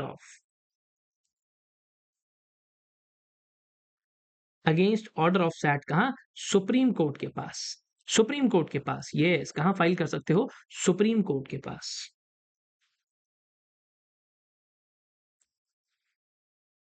कह रहे सर अच्छा, कितने टाइम में? विद इन 60 डेज, 60 दिन के अंदर अंदर, विद इन 60 डेज यानी कि 60 दिन के अंदर अंदर from the date of communication, ये बात यहाँ पर होने वाली है। मैंने कहा ठीक है। कह रहा पर सर मान लो अगर डेट लेट हो गया तो प्लस बच्चों आपके पास एक सफिशिएंट कॉज अवेलेबल होता है। सफिशिएंट कॉज, यस, एक सफिशिएंट कॉज अवेलेबल होता है which will be there for 60 days. Okay, कह रहा है सर पेनल्टी एंड प्रोसीजर। तो बच्चों अगर पेनल्टी एंड प्रोसीजर के लिए कैसे करना होता है? सर इतनी सारी पेनल्टियाँ हैं, मैं कितनी इस पे याद कर लूँगा या मैं कितना इसको देख लूँगा? कह रहा है सर हाँ, हाँ। कह रहा सर आपके पास सिंपल सा फंडा, कितना मैं देख लूँगा सर, कितनी पेनल्टीज़ को याद कर लूँगा? तो प्यारे बच्चों सबसे पहले एक चीज़ को समझो, अगर आपके पास कभी भी ऐसे पेनल्टीज़ का टेबल आता है, तो बेटा मैं कॉमन पेनल्टीज़ को सबसे पहले साइड पर करता हूँ। यहाँ पेनल्टी कितनी है? 1 लाख रुपीज़ से 1 lakh rupees but which may extend to 1 lakh rupees per day और मैक्सिमम कितनी जाएगी? 1 करोड़। तो बेटा सबसे पहले क्या करना होता है समझदारी में? 1, 2 ठीक है? 1 lakh rupees which may extend to 1 lakh rupees till this period. 3 तो एक ग्रुपिंग करनी होती है, एक टेबल बनाना होता है, कॉमन पेनल्टीज़ को बच्चों एक साथ लिखना होता है। कॉमन पेनल्टीज़ को एक साथ लिखना होता है, जैसे 23 सी आपकी फिर से सेम है, 23 डी वाला थोड़ा-सा अलग है। तो 23 डी को मैं क्या करूँगा? मैंने कहा ये वाला अलग है, इसको अलग लिखूँगा। फिर उसके बाद क्या हो रहा है, जैसे आप देख रहे हो तो यहाँ पर ये चीज़ें लगभग काफ़ी हद तक सेम निकल कर आ रही है ना? 5 करोड़ रुपए। अब फिर से 1 लाख एंड 1 करोड़ वाला, 1 लाख एंड 1 करोड़ वाला 23 एच जो है, 23 एच और 23 डी बच्चों ये बिल्कुल सेम है देखो। तो सबसे पहले बेटा आसान तरीका क्या है याद करने का कि आप सबसे पहले इन पेनल्टीज कॉमन पेनल्टीज को बाहर करो, वो सबसे ज्यादा जरूरी है। अब क्या सर कॉमन पेनल्टीज को बाहर करके एक टेबल बनाओ, नहीं समझ में आता है तो मुझे बताओ, मैंने अपने बैच में बनाया हुआ है, मैं आपके लिए भी अपलोड कर सकता हूँ। कॉमन क्योंकि यहाँ पर हम फास्ट ट्रैक में हैं तो मैं नहीं मानता कि अभी ये छोटी मोटी चीजें मुझे सिखानी चाहिए। फिर भी अगर आपको नहीं आता है ना बेटा तो मुझ तक मैसेज जरूर पहुंचवाना, चाहे आप अपना जो क्या कहते हैं उसे, चाहे आप जो डाउट फोरम है वहाँ डालो या मुझ तक मेरे मैसेज तक पहुँचो, कैसे भी। मुझ तक पहुँच के ये बात बताना ज़रूर, नहीं तो मैं अपने हैंड रिटन नोट्स में आपके साथ ये शेयर कर दूँगा, ठीक है? कॉमन सी पेनल्टीज़ है, पेनल्टीज़ को याद करना आसान है। Atlanta infrastructure and finance limited, यहाँ पर क्या हो रहा है जिसे हम लोग काडवानी सिक्योरिटीज भी बोलते थे, ये एक एनबीएफसी निकल कर आती थी। कह रहा अच्छा, कंपनी ने अपना नाम चेंज करके Atlanta infrastructure and finance limited कर दिया 2013 के अंदर। और जो काम धंधा था वो क्या था? इंफ्रास्ट्रक्चर और डेवलपमेंट ऑफ लैंड। कंपनी को 1992 में बनाया गया, कंपनी 1995 में लिस्ट भी हो गई। सेबी ने एक इन्वेस्टिगेशन करी कि पता चला कि ये लोग कहीं न कहीं मैनिपुलेशन करते हैं अपने प्राइस की, और बाद में एक इन्वेस्टिगेशन करी गई, जिस इन्वेस्टिगेशन ने ये कहीं न कहीं हमें बताया कि प्रोमोटर ग्रुप ने अपने सारे शेयर्स को डिस्पोज़ ऑफ कर दिया है। यानी कि आपके पास बच्चों क्या होता है कि हर एक कंपनी को बेटा स्टॉक एक्सचेंज पे अपना शेयर होल्डिंग पैटर्न फाइल करना होता है। सर शेयर होल्डिंग, हाँ, कि मेरी कंपनी में कौन-कौन से लोग कितने-कितने परसेंट के मालिक हैं। तो कंपनी ने एज़ पर द इन्फॉर्मेशन जो आरटीए ने प्रोवाइड करी, कह रहे सर उनके पास 0 थी। यानी कि आरटीए का ये कहना है जब आरटीए ने स्टॉक एक्सचेंज को के पास डेटा फ़िल्टर किया या आरटीए से सेबी ने माँगा, तो आरटीए कहता है सर प्रमोटर जो है ना, प्रमोटर के पास तो ज़ीरो शेयर होल्डिंग है। प्रमोटर के पास शेयर होल्डिंग कितनी है? 0 बटा सन्नाटा। और ये लोग यहाँ तो ये कुछ और ही बोल रहे हैं। कह रहा सर हाँ, हाँ। तो कह रहा सर इन्होंने क्या किया, एक गलत शेयर होल्डिंग पैटर्न यहाँ पर सबमिट कर दिया। एटलांटा वालों ने तो बच्चों यहाँ पर रिपोर्ट किया कि प्रमोटर के पास पता है 2,23,000 शेयर्स हैं और असलियत में क्या होता है? 0 बटा सन्नाटा निकलता है। 0 बटा सन्नाटा यहाँ पर निकल कर आता है। तो अब यहाँ पे क्या होने वाला है, इन्होंने ऐसा कुछ सबमिट किया और पूरे तरीके से यहाँ पर हमने क्या देखा, वायलेशन करी ऑफ एससीआरए। अब ऐसा चलते हुए कि इस कंपनी के ऊपर देख रहे हो, ये छोटी-सी एक गड़बड़ नहीं है, बहुत मेजर गड़बड़ है। मेजर गड़बड़ है। इसके चलते 1 लाख रुपए की पेनल्टी लगाई गई अंडर 23 एच ऑफ एससीआरए। सिर्फ एक मिस्टेक, इन्वेस्टिगेशन के चलते अगर 1 लाख रुपए की पेनल्टी आप पे लग रही है, तो समझो बेटा बहुत ही ज़्यादा प्रसन्न है सेबी आपसे। सेबी के हिसाब से आप बहुत बढ़िया बंदे हो। ऐसा? यस। सेबी के हिसाब से आप देव मानुष हैं, तो सेबी 1 लाख रुपए में आपको छोड़ रहा है। वरना पेनल्टी 1 लाख रुपए रोज़ की 1 करोड़ भी लगा दे। क्या sir messrs SB securities private limited, SEBI ने यहाँ पर क्या किया, ये कंपनी बच्चों बीएसई पर लिस्टेड थी। इन्होंने एक जॉइंट इंस्पेक्शन करा messrs SEBI security private limited का, जो कौन है? कह रहा और इनके साथ-साथ ये कौन है? एक स्टॉक ब्रोकर है, नोटिसी है, ब्रोकर है। कह रहा इन्होंने कहा कि एक इंस्पेक्शन हमने करा इस जगह पर जाके मुंबई में। मैं कहा ओके। और स्टॉक ब्रोकिंग एक्टिविटीज जो है आज चल रही थी, इन मत जाकर हमने एक इंस्पेक्शन पीरियड निकाला। टाइम पीरियड जब भी आप चेक करोगे सामने वाले के बुक्स ऑफ अकाउंट्स, तो आपके पास एक टाइम पीरियड रहता है, अप्रैल 2017 से सितंबर 2018 तक। तो नोटिसी जो एक स्टॉक ब्रोकिंग कंपनी है, उनका ये रजिस्ट्रेशन नंबर निकला। और नोटिसी क्या था? एक stock broking company of BSE. इन्होंने कहा कि भाई सेबी ने प्रोसीडिंग्स को इनिशिएट किया और ये बोला कि आपने 23 डी में गड़बड़ी करी है।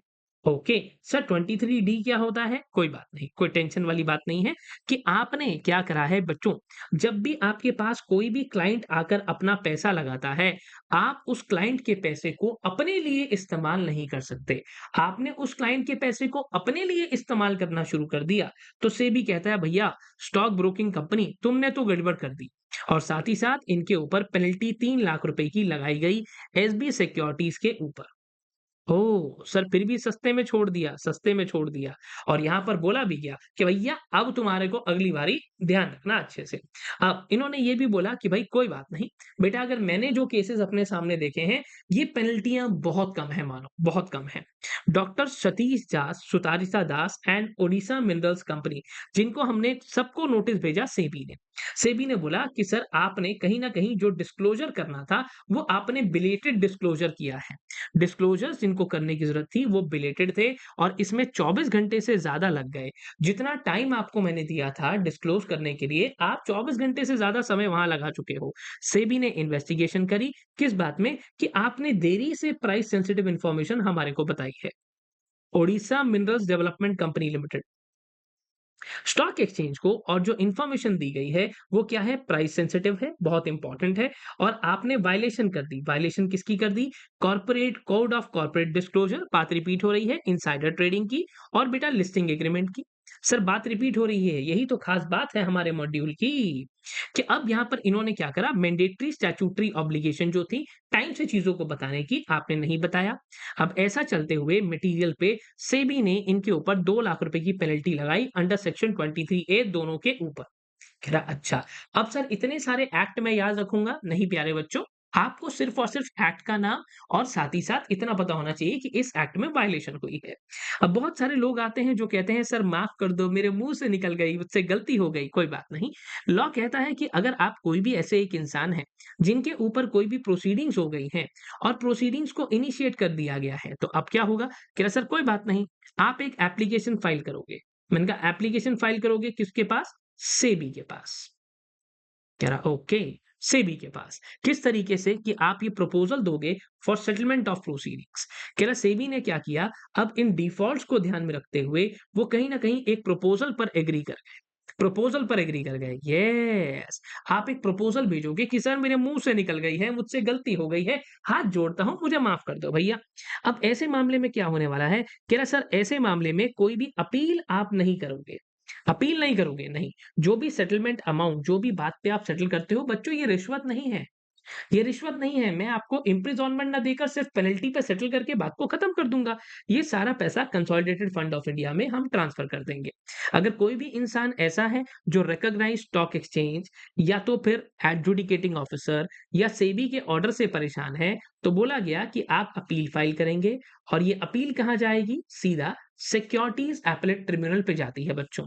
जब भी अपील फ़ाइल करोगे, तो ये अपील फ़ाइल होती है विदिन 45 डेज़।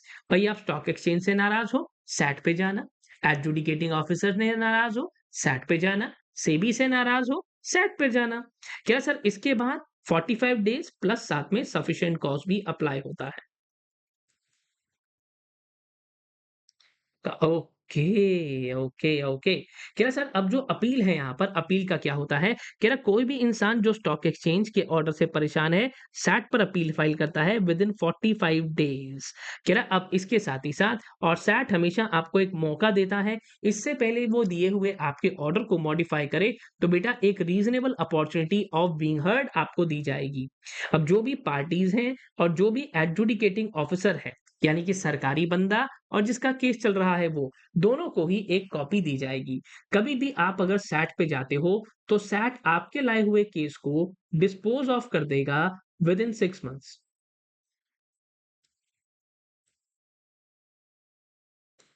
6 महीने के अंदर-अंदर आपके केस को बेटा वो खत्म कर देता है। अब एक केस और निकल कर आता है कि एक सिक्योरिटीज़ ऐसी थी जिनको डीलिस्ट कर दिया गया एक पर्टिकुलर प्लेटफ़ॉर्म से।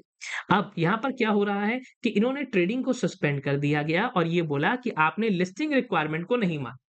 कह रहा अच्छा, कह रहा सर आपके पास सिंपल सी बात, कह रहा सर आपको हमने नोटिस भेजा, आप हो बड़े निकम्मे, आपको पहला नोटिस भेजा बेटा कि आपकी ट्रेडिंग को सस्पेंड कर रहे हैं क्योंकि आपने एलओडीआर को नहीं माना। पर कंपनी इतनी निकम्मी, इतनी निठल्ली कि कंपनी ने तो बच्चों कोई स्टेप्स नहीं लिए अपने खुद को रोकने के लिए। सेबी बोल रहा है पहला तेरे को नोटिस भेजा, तुझे सुना ही नहीं देता। सेबी ने बेटा दूसरा नोटिस भेज दिया। सेबी ने दूसरा नोटिस भेजा और कंपनी को ये बोला, "अब ये बताओ कि हम तुझे क्यों ना कंपल्सरी डीलिस्ट कर दें?" कह रहा, "सर हाँ, हाँ।" कह रहा, "सर आपके पास जो भी ऑर्डर आपने यहाँ पर दिया" कह रहा, "सर आपने इस बंदे ने अपील फाइल कर दी कहाँ? सैट के पास कि भई मुझे तो परेशान कर रहे हैं, मुझे तो तंग कर रहे हैं, आप आ जाओ।" अब यहाँ पे क्या हो रहा है Pacific फिनस्टॉक limited versus BSc. Appellant ने क्या करा एक अपील फाइल करी बीएससी लिमिटेड के खिलाफ। बीएससी लिमिटेड क्या है? एक स्टॉक एक्सचेंज। इनको बोला कि भाई मैंने तो लिस्टिंग के लिए अप्लाई किया था, पर लिस्टिंग के लिए क्या हुआ अब आपने मना कर दिया। अब एपेलेंट कौन है? एक लिस्टेड कंपनी है जो वडोदरा स्टॉक एक्सचेंज पे थी और अहमदाबाद स्टॉक एक्सचेंज पे थी। बच्चों एक ज़माने में आपके पास सिर्फ़ ये रीजनल स्टॉक एक्सचेंजेज़ ही हुआ करते थे। बाद में जाकर क्या हुआ, आपके पास मेन बोर्ड स्टॉक एक्सचेंज आ गया। मेन बोर्ड स्टॉक एक्सचेंज आपके पास यहाँ निकल कर आ जाता है। अब अगर मैं बात करूँ तो सेबी के पास एक डिसेमिनेशन बोर्ड मैकेनिज़्म था, जहाँ पर उन्होंने बोला कि भई अब आप जितने भी लोग हो, अब आपको ये डी-रिकॉग्नाइज़ करते हैं हम रीजनल वाले जो फंडे हैं, जो वडोदरा, अहमदाबाद वाले हैं, ये सब बच्चों हमने बंद कर दिए। हमने कहा अब हम मेन वाला चालू रखेंगे।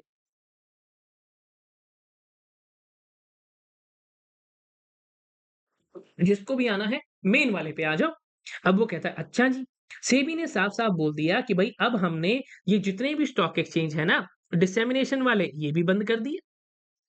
आपको क्या बोला गया पहले कि आप रीजनल वाले से बंद कर दो, रीजनल वाले से बंद कर दो। कहाँ आ जाओ? डिसेमिनेशन बोर्ड पे। और डिसेमिनेशन वाले से बाद में कहा जाता है कि मेन बोर्ड पे आ जाओ। कंपनी रीजनल वाले से निकल के डिसेमिनेशन पे आ जाती है, पर मेन बोर्ड पे नहीं आती।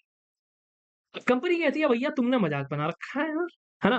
कह रहा सर अब तुमने मेरे को बोला भाई तुमने पहले मेरे को बोला कि मैं वडोदरा स्टॉक एक्सचेंज पे अहमदाबाद स्टॉक एक्सचेंज पे थी। तुमने बाद में डिसेमिनेशन बोर्ड पे ले आए। अब मैं डिसेमिनेशन बोर्ड पे हूँ कितने साल से? 7 साल से। अब भाई तुमने मज़ाक बना रखी है। तुमने अब डिसेमिनेशन बोर्ड सिस्टम जो है उसको बंद कर दिया। अब तुम कह रहे हो यार ये रीजनल स्टॉक एक्सचेंज बंद हो गया। अब यहाँ से निकलो सारे के सारे और कहाँ आओ मेन बोर्ड पे आ जाओ। या तो अब यहाँ पे 2 रास्ते दिए गए कंपनी को, या तो मेन बोर्ड पे आ जाओ, या तो सीधा-सीधा एग्ज़िट अपॉर्च्युनिटी दे दो अपने शेयर होल्डर्स को। एग्ज़िट अपॉर्च्युनिटी दे दो। हाँ, या तो डीलिस्ट कर लो या यहाँ आ जाओ। कह रहा है यार क्या गज़ब गज़ब पागल आदमी है यार तू। तो सेबी ने क्या किया, कंपनीज़ को ये बोला कि भैया ब तो कंपनीज़ को ये बोला गया कि जो भी कंपनी डिसेमिनेशन बोर्ड पे है, या तो लिस्ट कर लो नेशन वाइड स्टॉक एक्सचेंज पर, यानी कि मेन बोर्ड स्टॉक एक्सचेंज बच्चों, या तो एनएससी, बीएसई पर आ जाओ, नहीं तो क्या करो अपने शेयर होल्डर्स को एग्ज़िट अपॉर्च्युनिटी दो और डीलिस्ट कर लो खुद को। भाई तुम अभी लिस्टेड हो ना, या तो डीलिस्ट कर लो या मेन पे आ जाओ, बात खत्म करो। एक ही तरीका है। कंपनी कहती है कि तूने पागल बना रखा है यार। कह रहा सर कोई बात नहीं। अब हमने क्या किया, कंपनी ने फिर भी कहा कि चलो मैं तो डायरेक्ट लिस्टिंग हम बड़े वाले स्टॉक एक्सचेंज पे आ जाते हैं। प्रोमोटर्स ने क्या किया, प्रोमोटर को एक ऑर्डर आता है सेबी का। प्रोमोटर को जो भी कंपनी के प्रोमोटर्स हैं उनको डीबार कर दिया गया कि आप आज के बाद सिक्योरिटीज मार्केट में हमें नजर ना आ जाए। मैंने कहा अच्छा। कह रहा सर आपके पास सिंपल सी बात। अब ये भी बोला गया कि भाई कंपनी के पास एक लेटर आया इस डेटेड के, और ये बोलने के लिए कि आपके जो दो, कंपनी ने बोला कि भैया मेरे पास, कंपनी को ये पास ऑर्डर आता है कि 28 सितंबर 2019 को आपकी कंपनी के 2 डायरेक्टर्स जो हैं, वो 2 डायरेक्टर्स ऑलरेडी सेबी के मैटर से डीबार हो चुके हैं, क्योंकि आपकी कंपनी के डायरेक्टर जो हैं, कहीं और भी हैं।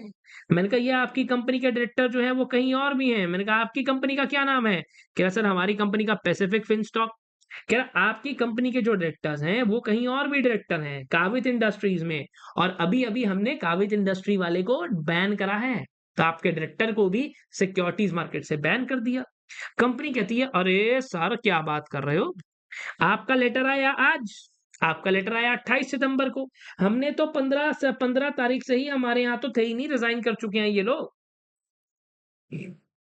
अच्छा। ऐसा चलते-चलते बीएसई को पता चल गया कि आज भी एक प्रमोटर तो आपके यहाँ पर है।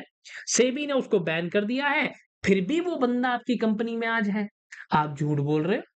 कह रहा झूठ बोल रहा है। कह रहा सर झूठ बोल रहे कौवा काटे, लिस्टिंग एप्लीकेशन रिजेक्ट कर दी। तो सैट ने बोला तेरी अपील होती है डिसमिस भैया, क्योंकि डिबारमेंट जो है वो कॉन्फ्लिक्ट है और हमारे नॉर्म्स के खिलाफ है। आपका ये जो भी चीजें आपकी निकल कर आती हैं that straight away rejects your application, और आज के बाद हमें आप अपनी शक्ल ना दिखाइएगा। अब इसके बाद और आगे हम लोग थोड़ा-सा बढ़े, और आगे बढ़े, यस थोड़ा-सा और आगे बढ़े, पर एक काम करते हैं, इतने केस याद रख लोगे ना? या एक आधा कुछ करवा दूँ फटाफट से करने के चक्कर में, याद कर लोगे? मेरे को उम्मीद है बच्चे मेरे यहाँ के याद कर लेंगे वैसे तो चीज़ें। निकम्मे नहीं है बच्चे अपने यहाँ के, होशियार हैं, होशियार हैं। हाँ, बस इंस्टीट्यूट सख्ताई दिखा देता है कभी-कभी, नहीं तो बच्चे तो होशियार हैं सारे। ठीक है, तो एक काम करते हैं, यहाँ पर एक केस का नाम जो है वो मिसिंग है, उसको एक बार और निकालते हैं। हाँ, तो यही हो रहा है कि नोट्स के अंदर एक जो बात है वो मिसिंग है, यहाँ केस का नाम नहीं लिखा हुआ। That was Karvy stock broking company.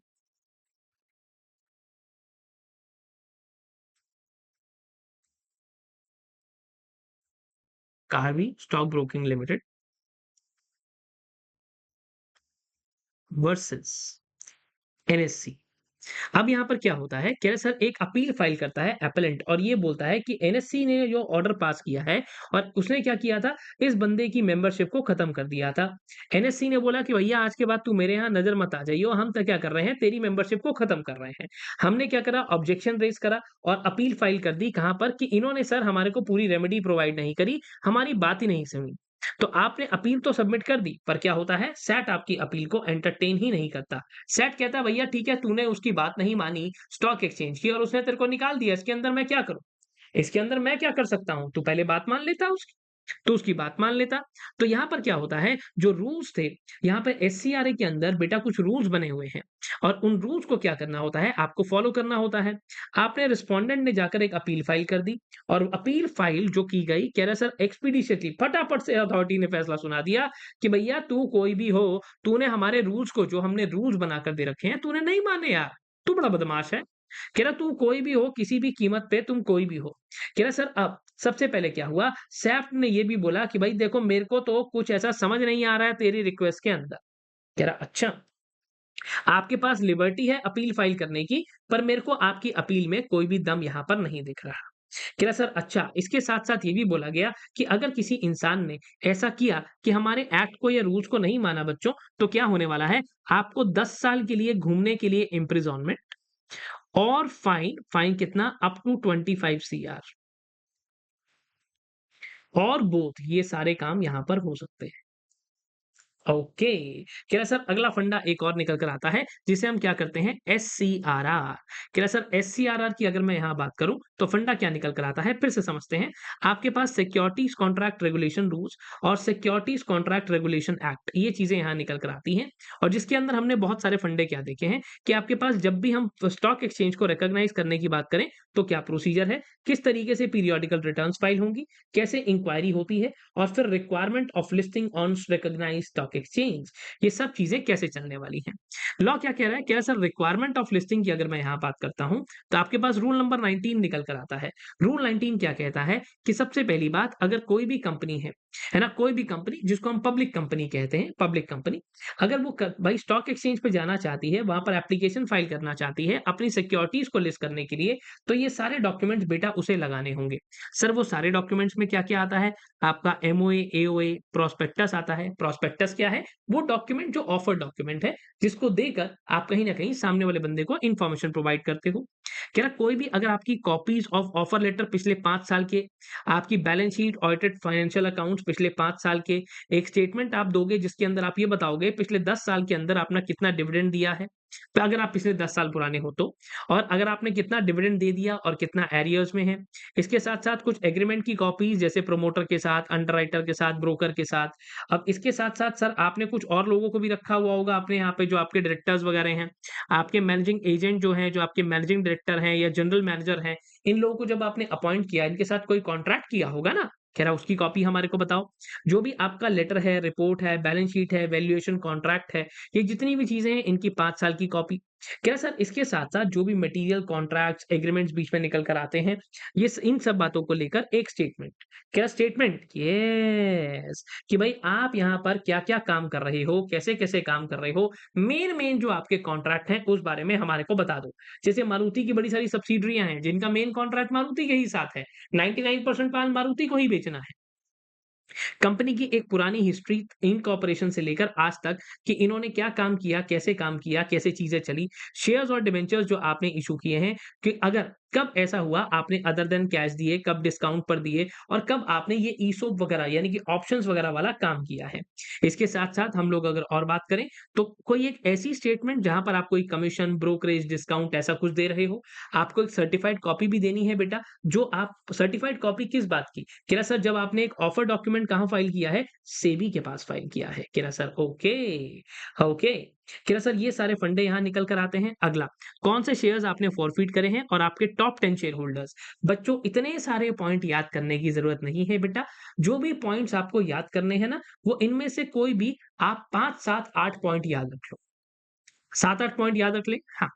अब 19(2) की अगर मैं बात करता हूं तो यहां पर क्या बात कर रहे हैं, कह रहा सर अगर कोई भी स्टॉक एक्सचेंज है तो आप सेटिस्फाई करोगे स्टॉक एक्सचेंज को कि हमारे आर्टिकल्स ऑफ एसोसिएशन के अंदर ट्रांसफर करने के लिए एक ही फॉर्म है, आपके जो भी फुल्ली पेड अप शेयर्स हैं उनके ऊपर किसी तरीके की कोई भी लीन नहीं है। अब अगर कोई पार्टली पेड अप शेयर्स हैं तो उनके ऊपर कंपनी का लीन रहता ही है। कह रहा अब इसके साथ साथ अगर कोई भी इंसान एडवांस में पैसा हमारे को दे देता है, तो हम उसे इंटरेस्ट दे सकते हैं, इंटरेस्ट दे सकते हैं, मैंडेटरी नहीं है इंटरेस्ट देना। इंटरेस्ट दे सकते हैं, कोई ज़रूरी नहीं है। कह रहा पर हम उसे कभी भी शेयर को लेकर पार्टिसिपेट नहीं करने देंगे। कभी भी अनक्लेम्ड डिविडेंड, हम कभी अगर किसी इंसान का अनक्लेम्ड डिविडेंड है तो 7 साल तक बेटा डिविडेंड हमारे पास रहता है, हम उसको फॉरफिट नहीं करेंगे। कह रहा सर आपके पास अब ऐसी ही कुछ चीज़ें बेसिक, अब उसके बाद निकल कर आता है मिनिमम ऑफर टू पब्लिक। इस मिनिमम ऑफर टू पब्लिक की अगर मैं बात करूँ तो ये कैसे, इसको भी वैसे ड्रॉ किया जाता है, पर कोई बात नहीं। आओ एक छोटा-सा टेबल अगर आप मेरे साथ बना पाओ बच्चों। टेबल कैसे सर? कह रहा सर अगर आपका जो ऑफर है वो कितना है? कह रहा सर 25%। किसका 25%? Post issue share capital of the company. अगर आप कितने का ऑफर लेकर आ रहे हो? कह रहा ऑफर है आपका 1600 crore rupees. Less than, less than 1600 crore है, तो आपके यहाँ पर पब्लिक शेयर होल्डिंग कितनी होनी चाहिए? यानी कि कितनी पब्लिक को अलॉटमेंट करोगे? कह रहा सर 25% की। कह रहा सर यही बात अगर मैं आपको बोलूँ कि आपके यहाँ पर जो पोस्ट इश्यू, बेटा बार-बार बोल रहा हूँ पोस्ट इश्यू यानी कि इश्यू के बाद, कह रहा 1600 करोड़ रुपए से ज़्यादा है, बट कहीं न कहीं 4000 करोड़ रुपीज़ से कम है। तो अब क्या होगा? कह रहा सर आपको क्या किया जा रहा है? एट लीस्ट सच परसेंटेज बोल रहा है। एट लीस्ट सच परसेंटेज, ओ भैया ढंग से बता दे, बहुत कुछ है बच्चों पे पढ़ने के लिए। मेरे नोट्स में मिस्टेक क्यों निकलवा रहा है? क्यों बेइज़्ज़ती करवा रहा है? बेइज़्ज़ती करवा रहा है और क्या करा रहा है? है ना? और क्या करा रहा है भाई? बेइज़्ज़ती ही तो करवा रहा है यहाँ पर ये और क्या करवा रहा है मुझसे?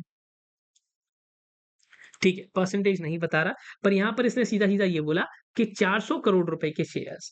कह रहा सर अगर मान लो 4000 करोड़ रुपए से ज़्यादा की बात हो रही है, आपके पास जो पोस्ट इश्यू शेयर कैपिटल है, वो कितनी है? 4000 करोड़ रुपए से ज़्यादा है, तो 10% 10% जो फंडा है, वो यहाँ रहने वाला है।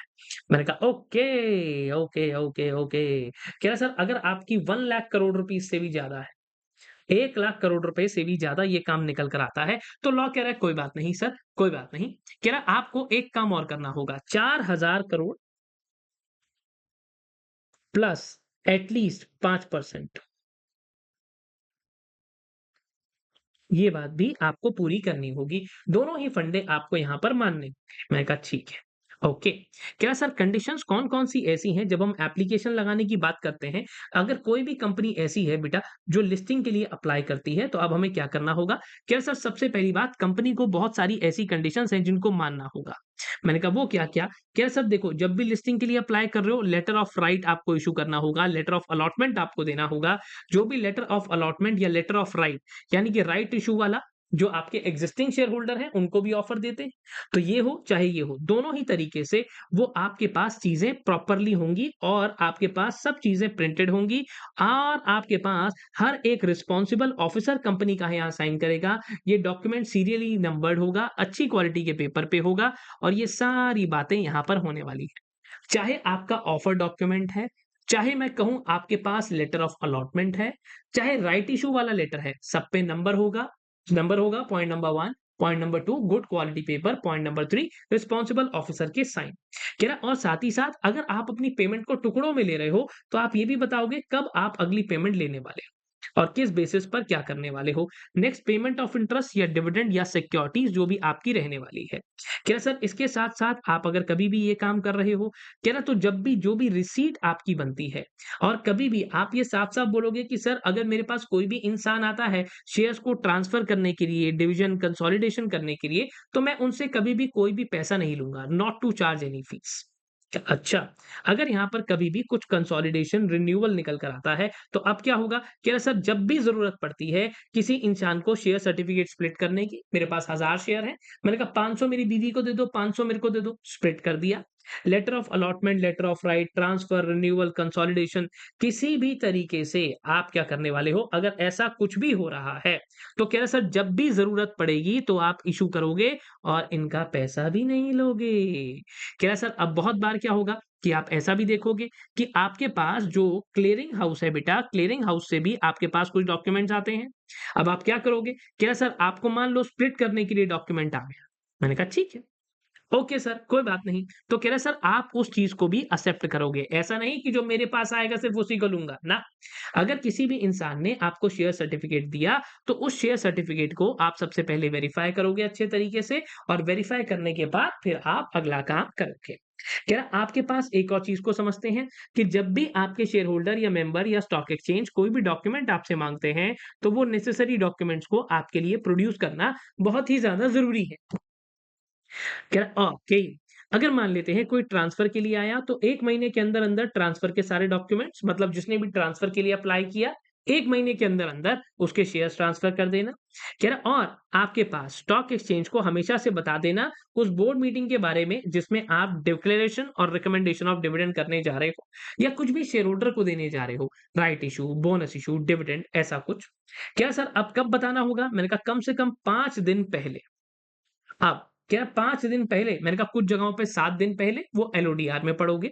अगर कभी भी आप क्या करने वाले हो, कह रहा सर आप अगर कभी भी बेटा राइट इश्यू लाते हो, ठीक है? या आप बोनस इश्यू लाते हो या मैं कहता हूँ आप डिविडेंड डिक्लेयर करते हो, तो आपको क्या करना होता है, आपको क्लोज़र ऑफ बुक्स करना होता है। क्लोज़र ऑफ बुक्स यस, आपको क्लोज़र ऑफ बुक्स करना होता है। कह रहा सर अब यहाँ पे क्या करना होगा? कह रहा आपको एडवाइस करना होगा, आप ऑलरेडी स्टॉक एक्सचेंज को इस बारे में बताओगे और कब बताओगे? कह रहा सर आप एट लीस्ट 5 डेज़ बिफोर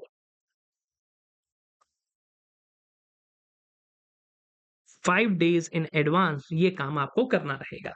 मैंने कहा अच्छा, ओके। कह रहा सर अगली बात, अगर स्टॉक एक्सचेंज को बताओगे अगर कोई भी मटेरियल चेंज आपके यहाँ पर आपकी कंपनी के कैरेक्टर में आता है, स्टॉक एक्सचेंज को बताओगे अगर डायरेक्टर की कभी भी डेथ, रिज़ाइन या रिमूवल होता है, आपका मैनेजिंग डायरेक्टर, मैनेजिंग एजेंट और जो भी ऑडिटर्स आपके हैं, अगर इनके अंदर कोई भी चेंज देखने को मिलता है, कह रहा इसके साथ-साथ जब भी आपकी कंपनी कोई भी एनुअल रिपोर्ट बनाएगी, ऑडिटेड अकाउंट्स होंगे, वो उनको बताओगे। जब भी कोई नोटिस आप शेयर होल्डर को भेजोगे तो सब बताओगे। सर ये तो सब कुछ ही बोल रहा है।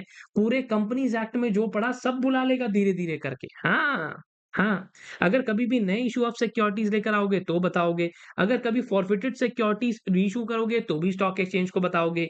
कभी आप अपनी शेयर कैपिटल को अल्टर करोगे तो भी बताओगे। सर कितना, कितना? बेटा मेरे बच्चे कोई भी 10 पॉइंट जो अच्छे लगें आपको। मेरे बच्चे जो भी लगे 10 पॉइंट अच्छे, उनको याद कर लेना।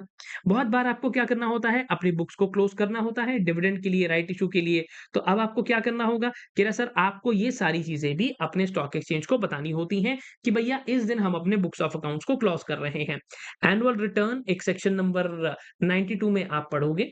92 में जहाँ तक मुझे याद आ रहा है एनजीटी 7 में, जिसके अंदर टॉप 10 शेयर होल्डर्स आपके हर एक सिक्योरिटी के टॉप 10 शेयर होल्डर्स की डिटेल्स आप यहाँ डालोगे। क्या सर इसके साथ-साथ अगला फंडा निकल कर आता है कि अगर कोई भी इन्फॉर्मेशन यहाँ पर निकल कर आती है, तो आपकी कंपनी की पोज़ीशन को लेकर, जहाँ पर आप कोई भी फ़ॉल्स मार्केट एस्टेब्लिश नहीं करोगे। अगर कोई बंदा फ़ॉल्स मार्केट कर रहा है, तो कंपनी तुरंत उस बारे में क्या करेगी, स्टॉक एक्सचेंज को बता देगी ताकि शेयर होल्डर्स को अब ये इन्फॉर्मेशन दी क्यों जा रही है?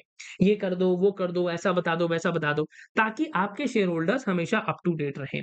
कह रहा अब कभी भी अगर आप लिस्टिंग करवा रहे हो तो लिस्टिंग करवाते हुए अपने हमारे स्टॉक एक्सचेंज के रूल्स एंड रेगुलेशंस का ध्यान रखना। कह रहा सर आपको हमेशा से ही हमें एप्लीकेशन लगानी होगी जब भी आप कुछ भी नया इश्यू करोगे।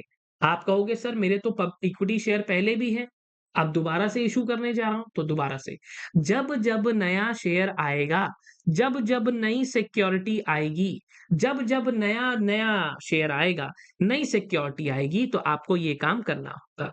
क्या सर अच्छा, अब इसके साथ ही साथ अगर स्टॉक एक्सचेंज को लगता है कि भाई आप कुछ गड़बड़ कर रहे हो, या तो अब क्या हो रहा है, स्टॉक एक्सचेंज को लगता है कि भैया कुछ तो गड़बड़ हो रही है, यानी कि आप कुछ ना कुछ तो पंगा ले रहे हो। तो स्टॉक एक्सचेंज कंपनी की सिक्योरिटीज़ को नॉन कंप्लायंस के चलते क्या कर सकता है, भाई आपके यहाँ पर चलने वाली जितनी चीज़ें हैं, आपकी ट्रेडिंग को सस्पेंड कर सकता है, आपकी डीलिंग को विथड्रॉ कर सकता है और साथ ही साथ जहाँ पर भी स्टॉक एक्सचेंज को लगता है कि भैया एक्शन लेना ज़रूरी है। कह रहा पर कभी भी अगर एक्शन लेगा तो एक्शन से पहले स्टॉक एक्सचेंज आपको एक नोटिस भेजेगा और आपको पूरा मौका भी देगा एक्सप्लेन करने का, दैट इज़ रूह अफ़ज़ा भी पिलाएगा, ROOBH। क्या सर इसके साथ ही साथ आपके पास एक और फंडा निकल कर आता है कि कोई भी रिकॉग्नाइज्ड स्टॉक एक्सचेंज है जिसने आपकी अपनी जो कंपनी की सिक्योरिटीज़ को विथड्रॉ कर रहा है या तो फिर अब क्या कर रहा है, कह रहा सर अब आपने क्या किया? कह रहा आपने सस्पेंड कर दिया, तो सस्पेंड कितने टाइम के लिए होगा? Maximum for a period of maximum 3 months. कह रहा अब यहाँ पर क्या होने वाला है? कह रहा सर ऐसे मामले में अगर आप नाराज़ हो, कह रहा कोई दिक्कत नहीं, आप अपील फाइल करो। कहाँ अपील फाइल करोगे? सीधा-सीधा सैट के पास। अच्छा, ओके। कह रहा सर आपके पास जो सिक्योरिटीज़ अपीलेट ट्रिब्यूनल है, after giving the stock exchange पूरा मौका देने के बाद, आप उन्हें पूरे तरीके से चांस दोगे कि क्या करना है, वेरी और set aside the order of stock exchange. भैया सैट महाराजा आदमी है, कुछ भी कर सकता है। सैट कल को बोल देगा चलो ठीक है, स्टॉक एक्सचेंज के ऑर्डर को साइड पे करो। अब यहाँ पर एक और फंडा निकल कर आता है। मिनिमम पब्लिक शेयर होल्डिंग कितनी होनी चाहिए बच्चों? हर एक लिस्टेड पब्लिक सेक्टर कंपनी के लिए बोला गया कि आपको मेंटेन करनी है पब्लिक शेयर होल्डिंग 25%। कह रहा अच्छा, और अगर कभी भी ऐसा हो जाए, हमारे पास ना एससीआरआर रेगुलेशन आई 2018 में, जिन्होंने ये आते ही आपको सीधा-सीधा 3 साल का टाइम दिया कि जिसकी भी कम है, 2018 में ये टाइम दिया था, जिसकी भी शेयर होल्डिंग जिसकी की पब्लिक शेयर होल्डिंग 25% से कम है, तो उनको 3 साल का टाइम दिया गया था। तो 3 साल के अंदर इन लोगों को बोला गया कि भैया तुम अपनी शेयर होल्डिंग को बढ़ा लो। कह रहा ठीक है। अगर किसी भी मौके पर अब ये बात ध्यान में देने वाली है कि अगर कभी भी आपकी शेयर होल्डिंग 25% से नीचे आ जाती है, तो कोई बात नहीं, आपको 12 महीने मिलती हैं। आप 12 मंथ्स के अंदर में मैक्सिमम इस बात को क्या कर लो, रेक्टिफाई कर लो। मैंने कहा अच्छा, ठीक है।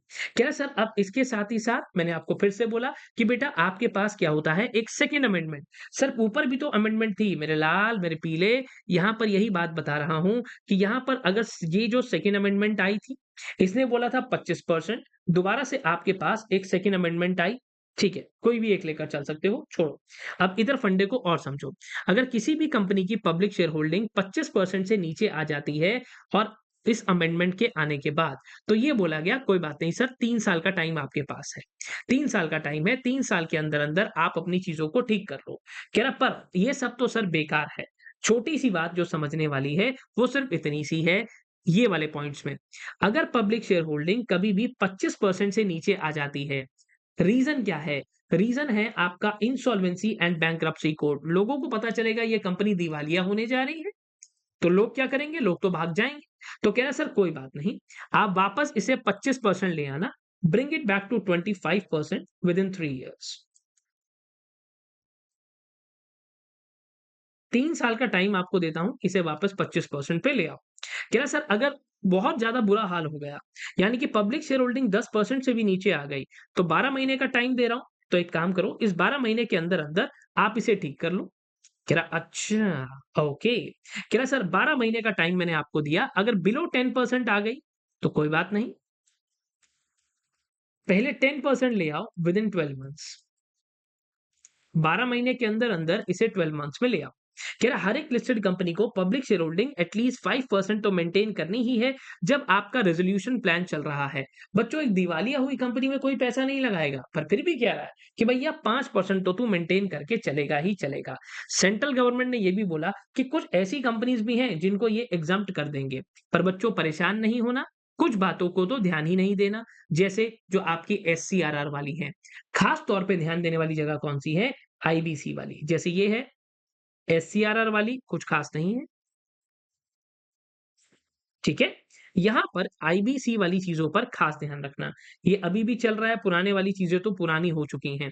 एक ये बेसिक वाले फंडे पर ध्यान देना, एससीआरआर वाले रूल्स में बच्चा परेशान हो जाता है, तो कोई बात नहीं, परेशान नहीं होना है, ठीक है? ओके बच्चा पार्टी, ठीक है बेटा, अब करते हैं अरे! इस क्लास को क्या हुआ?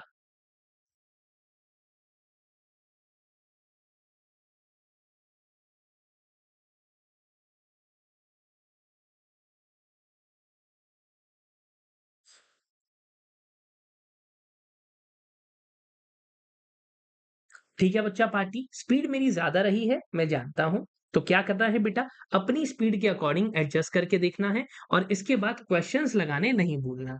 That's it from my side, bye bye, take care of yourself. मिलते हैं और क्लासेस में, तब तक के लिए बाय बाय।